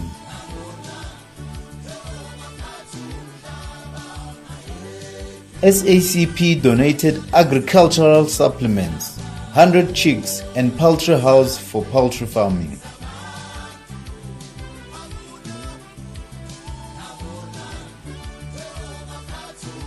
Northwest villages.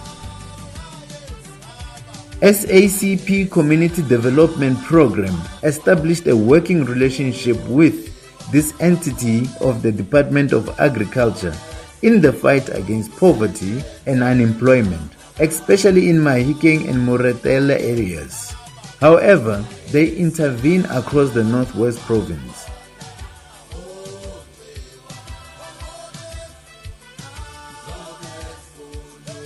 SACP Community Development Program donated agricultural supplement and food gardens to Apostolic Church of SA.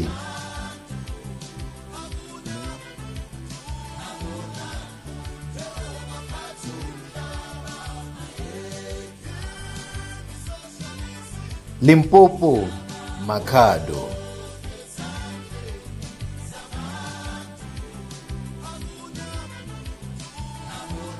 Through our campaign on community safety, we saw the removal of the station commander who was linked to many wrong elements in the community.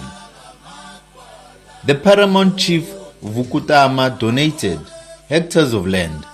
The party established a corps headed by 6 young ladies, and we donated fencing, water pump and other agricultural equipment. Free State, Ntsiseng. SACP Community Development Program in partnership with Morena Kgoshi Moloi delivered scooters, 3 boreholes and other agricultural equipment.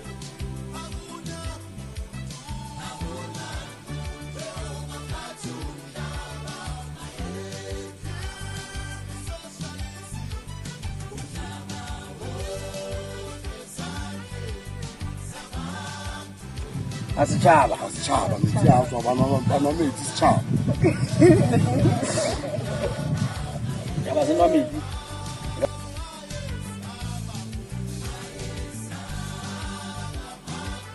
Limpopo, Khasikwati.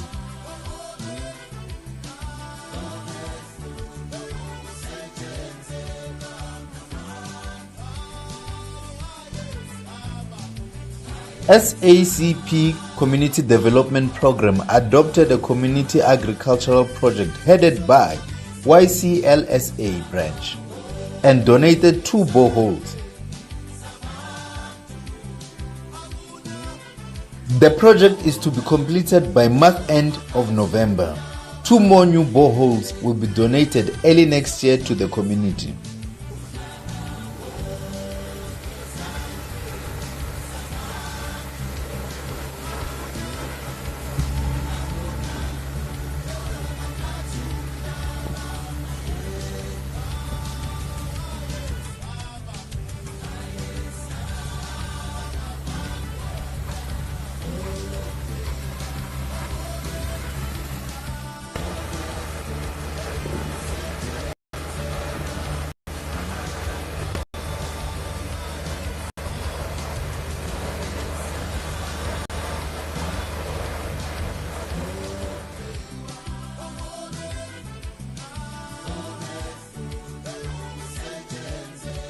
Mpumalanga, Manala Royal House.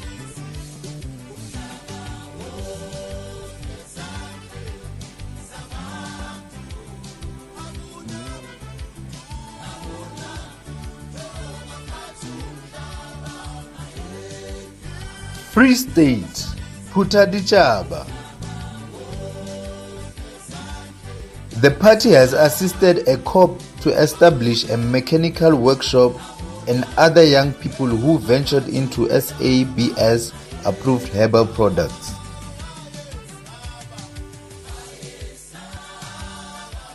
Eastern Cape, Libonde. SACP Community Development Program established a working relationship with various traditional councils. And Kumkani Ndamaze donated 6 hectares to youth cooperative. We pledged a water pump and with partnership with a local businessman. We did a community borehole and currently around 120 community members are in agri-sector training on animal and plant production. We did a community borehole and currently around 120 community members are in agri-sector training on animal and plant production. Gauteng, Mamelodi, FF Ribeiro Primary School. Part of the annual Solomon Mahlangu commemoration, we established and donated food gardens to both the school and a community cooperative operating with the school.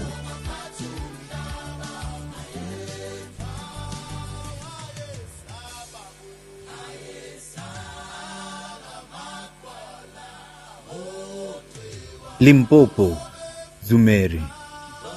The South African Communist Party also implemented its village development program by putting fence covering 16 hectares of land and a borehole. The community has been very excited and looking forward to start working.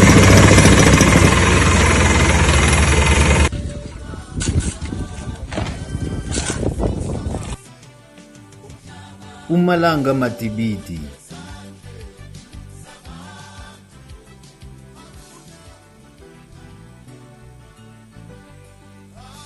Viva SACP, viva Amandla.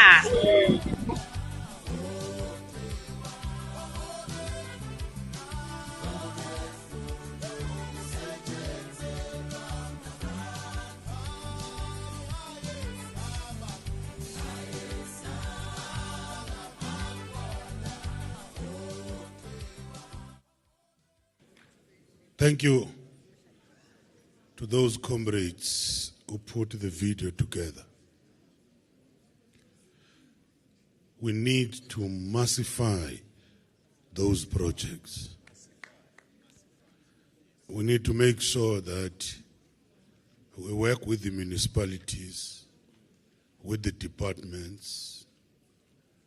We drag some of them kicking for these projects for the people. It's not about the party, it's about the people, and we must work together. Comrades, we're going to do 2 things. First, Comrade Masondo will acknowledge those guests who were not acknowledged. Then after that, before we go for lunch, because after lunch, it's going to be a closed session when we deal with the organization. That report. So there's a special award which has to be given, and again, Comrade Masondo will do the citation. Am I right, Comrade First DGS? But then, after that, we will talk about how we want to process this report as a framework. Then we go for lunch. Comrade Second DGS. Thanks, Chair. So, Comrade, I will continue with the recognition and announcement of guests. And as always, not in a particular order of importance or prominence, but is as they appear here. So we do have the delegation from the African National Congress. Is led by the Deputy President, Comrade Paul Mashatile. I'm not going to mention all of them. There they are. You are duly acknowledged. I can hear you are saying something, but unfortunately I can't hear you. The COSATU delegation, it's here. It's led by its Deputy General Secretary, Comrade Gerald Twala. They are sitting somewhere. The former YCL Provincial Secretary, who is now the Secretary General of the ANC Women's League, Comrade Noktula Kaba. She's also here. And the ANC Youth League, I'm advised that its president is here, Colonel Malachi. And I've seen the SG of the Youth League, Comrade Ngudle.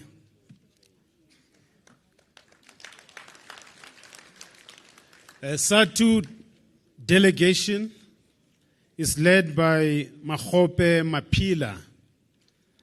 The NUM delegation is led by Comrade Mpo Pakedi.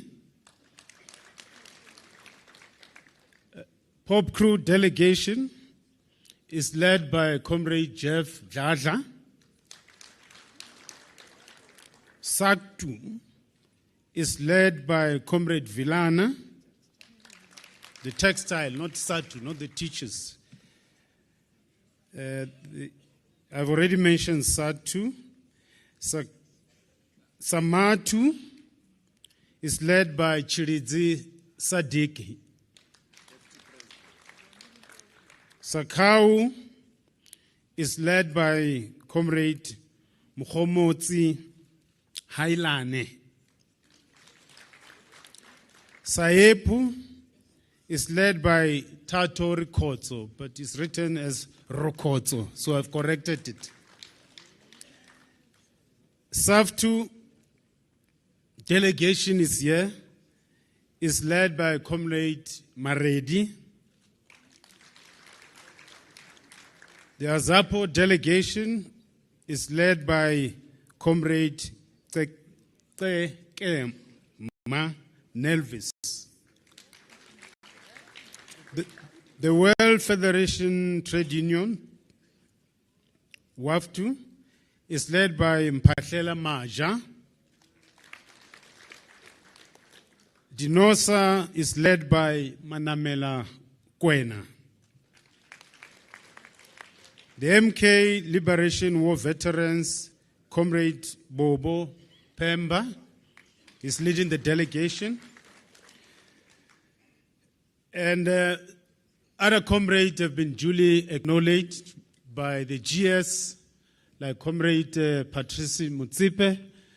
You have been well acknowledged by the General Secretary. I won't repeat it here. So, comrade, my second task before we break for lunch is to read a citation in recognition of the role played by the missing persons task team, which emerged out of one of the recommendations from the TRC. The TRC recommended that missing persons who disappeared during apartheid, because of apartheid, they need to be traced. And this unit is in the Department of Justice, and it has done a lot of good work. And the party deemed it fit that we do need to acknowledge this unit. So, Comrade Jenny, perhaps, as I read the citation, we should ask the team to come to the table. And after reading this, I will ask the General Secretary, they're already here, to hand over the award.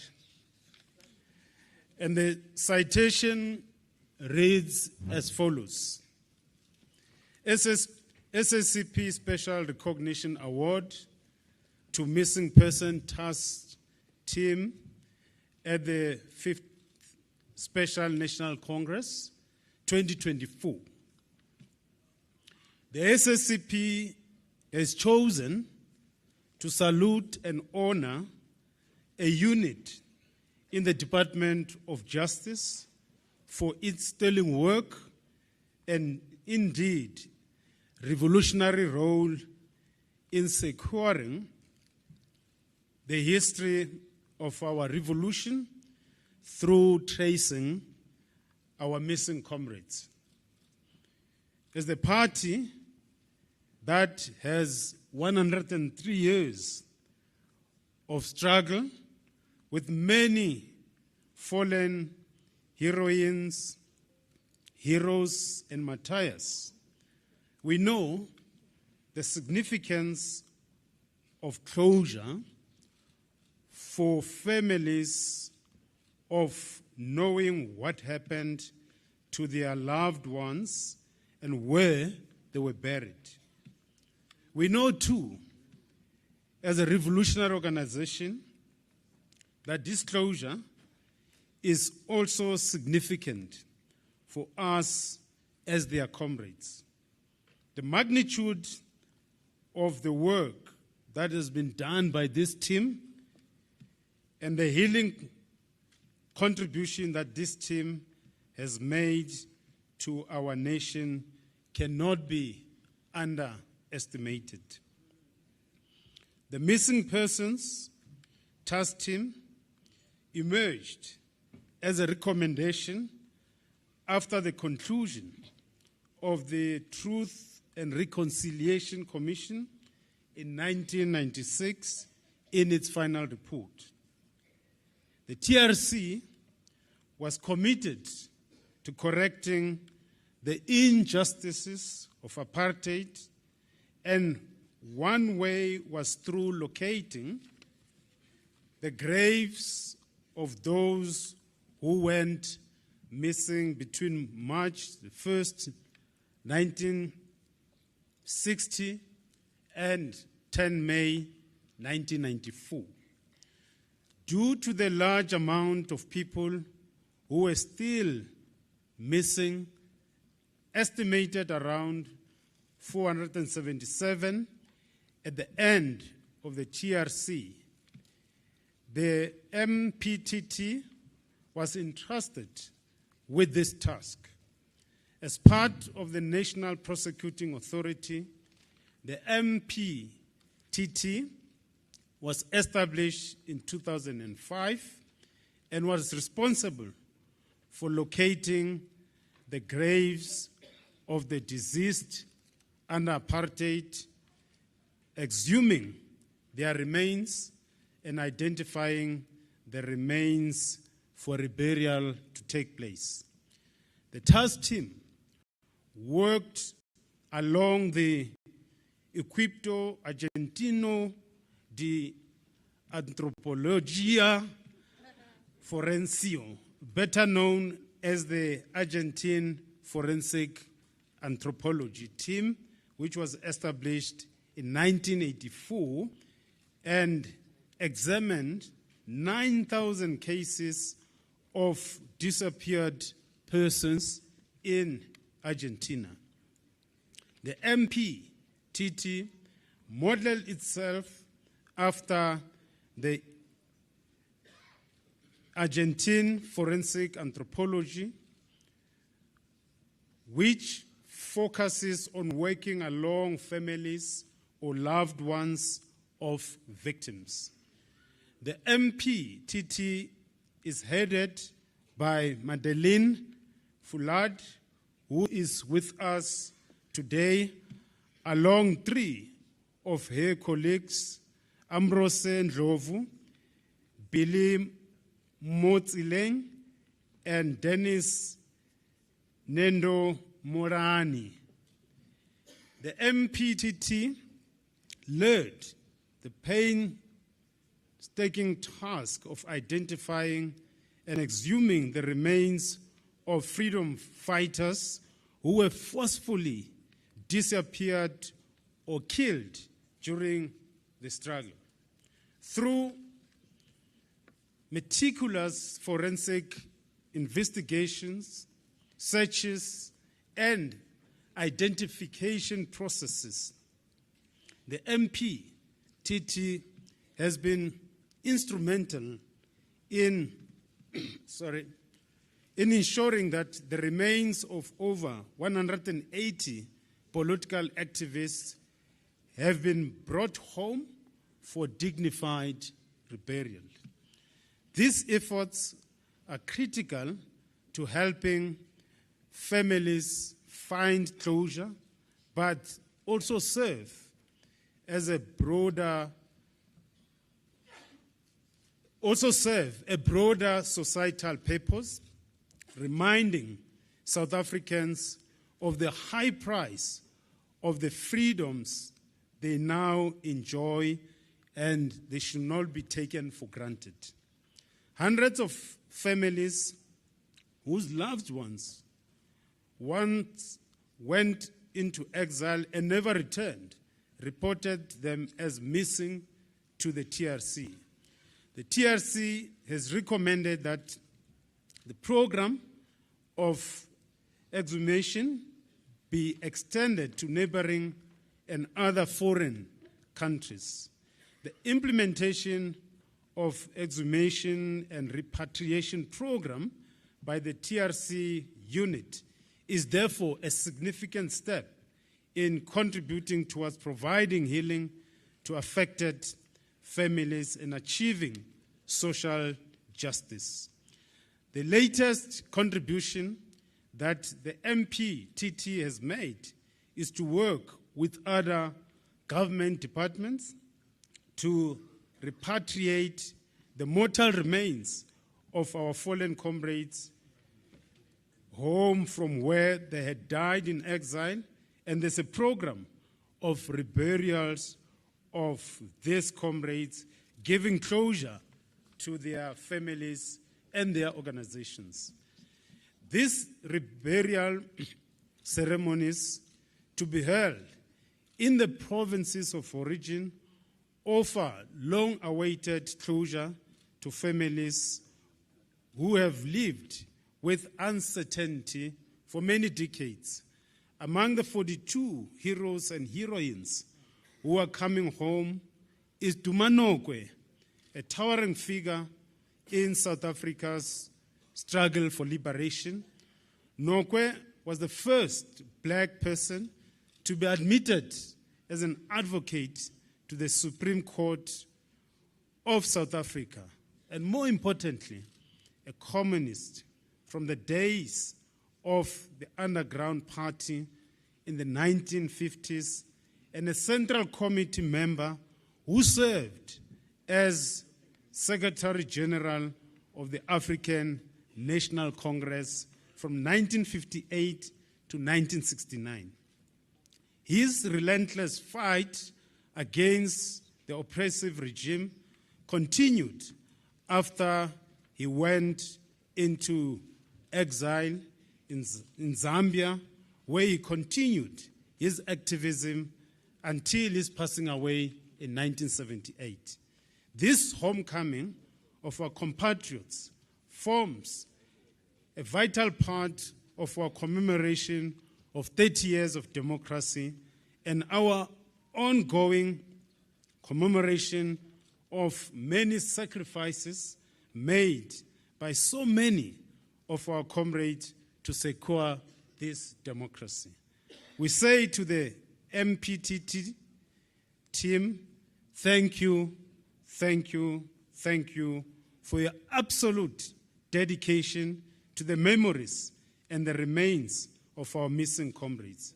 On behalf of this Communist Party and the 15th Congress Central Committee, we are awarding you our special recognition award as a small token of our deep respect and appreciation of your ongoing work and very painful work. Amandla! Forward, socialism, forward.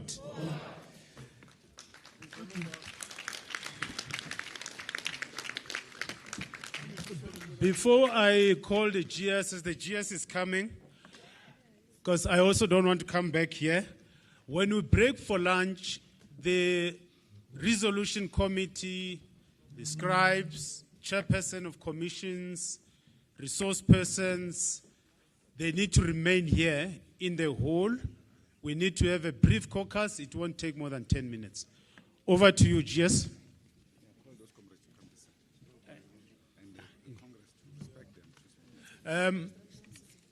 May I ask the Congress to rise as the GS will be handing over this special award to this team.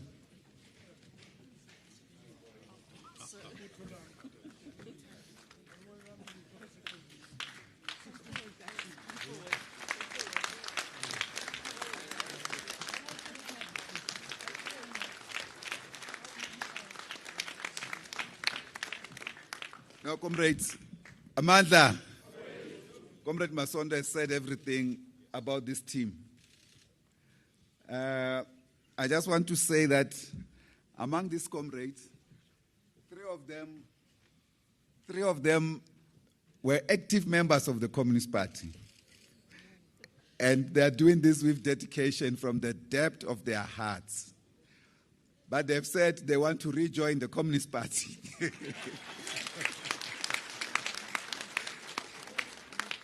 Amongst them here is one of my dear cadres, Umkhonto Sizwe combatant, Comrade Ambrose. So I'm very happy to meet a dedicated team of this nature. And our comrades identify them because their work is very much thankless. But what they do for our families, Comrade Masondo explained, it has really touched our hearts. And we felt that we needed to say something and recognize them. So this is our token of appreciation, only a certificate. We hope in future something like this can have monetary compensation, but we are not there.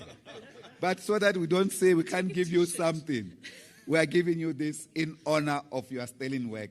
And we want to say thank you once more.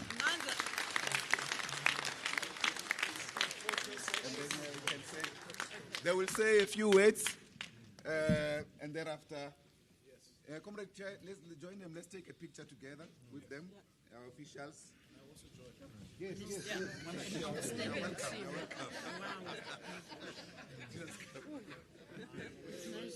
All right, can I stand in the middle somewhere? Yes, yes. Hey, thank you very much. Shift a little bit this side because let's keep to this side. Let's keep to this side.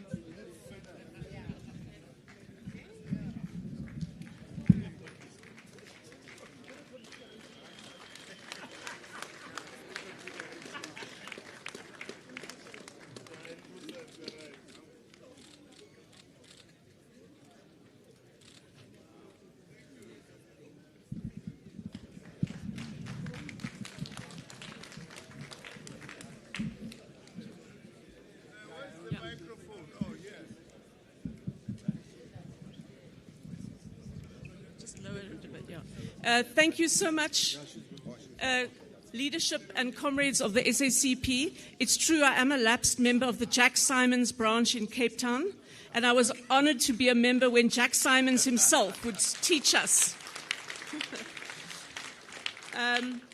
We are very grateful and very surprised at receiving this award, and it's very heartening and heartwarming.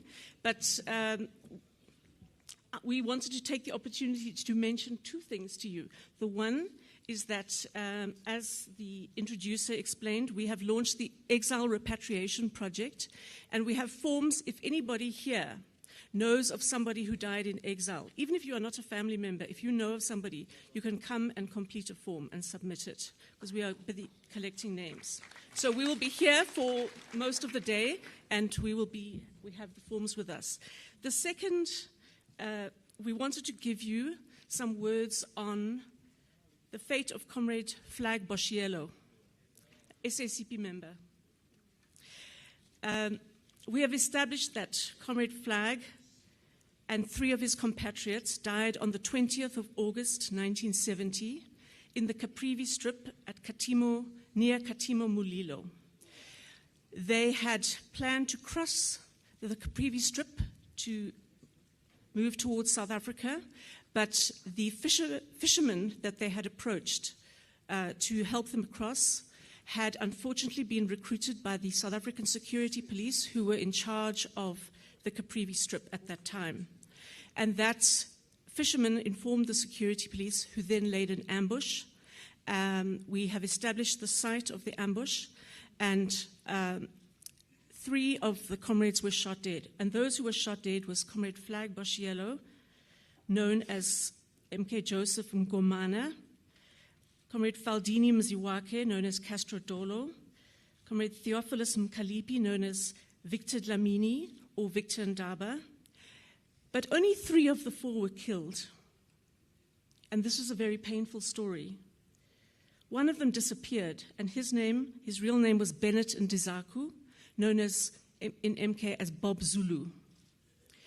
Now, from our investigation, we believe that he was captured and that he would have been taken to Kompol, the head of the police officers in Pretoria, and he would have been the first MK cadre to be extrajudicially executed by the South African police. And this is very important. He is the first that we have been able to establish. 1970. We would like to hand over to the SACP copies of the post-mortems and the inquests that we recovered from the archives in Windhoek for the 3 deceased. We do not have any documents about Comrade Bob Zulu, but we need to look at ways of commemorating him. We believe that the 3 deceased were likely buried in the Katimo Mulilo cemetery, and we plan to conduct excavations there at some point. So we would like to hand over to you the documents.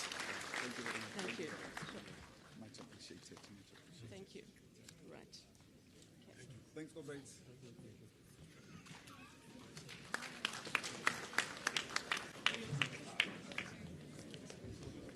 Let's take our seats, comrade.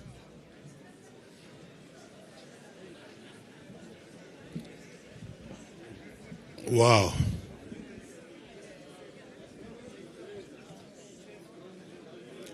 They shall not be forgotten. Thank you very much to the comrades and this recognition of this very difficult work which they are doing. Comrades,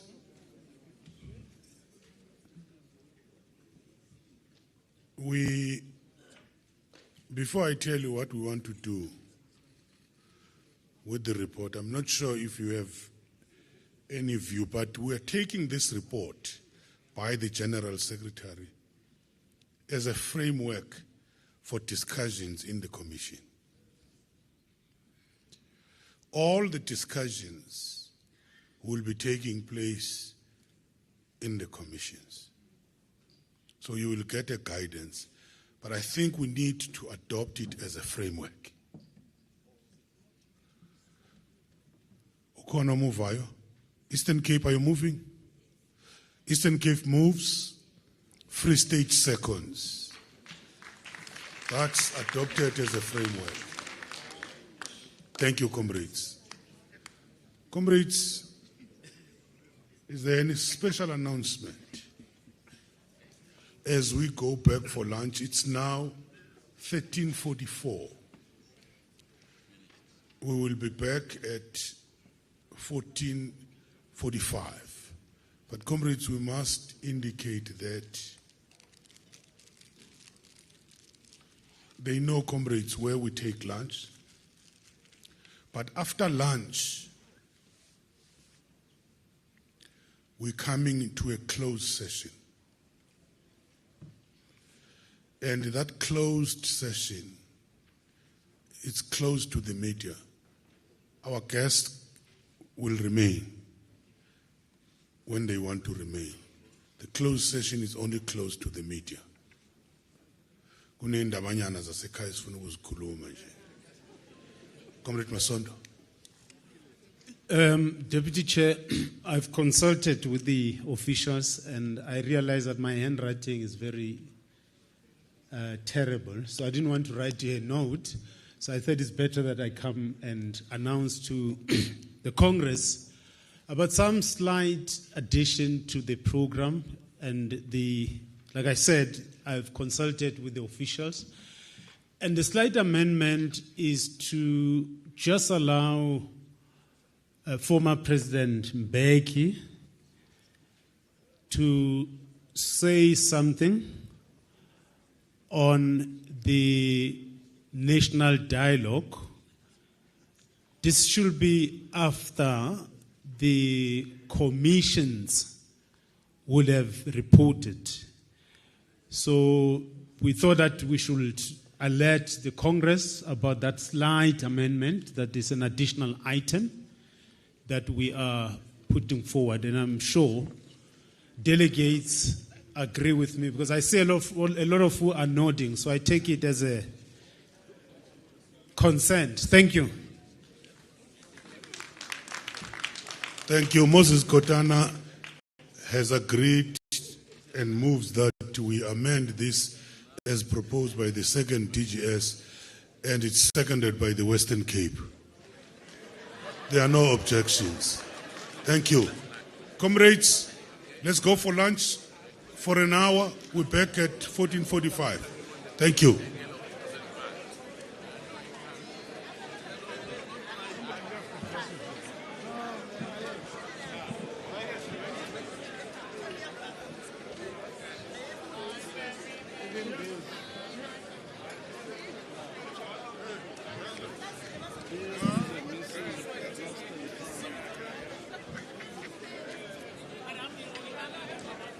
Lost and found.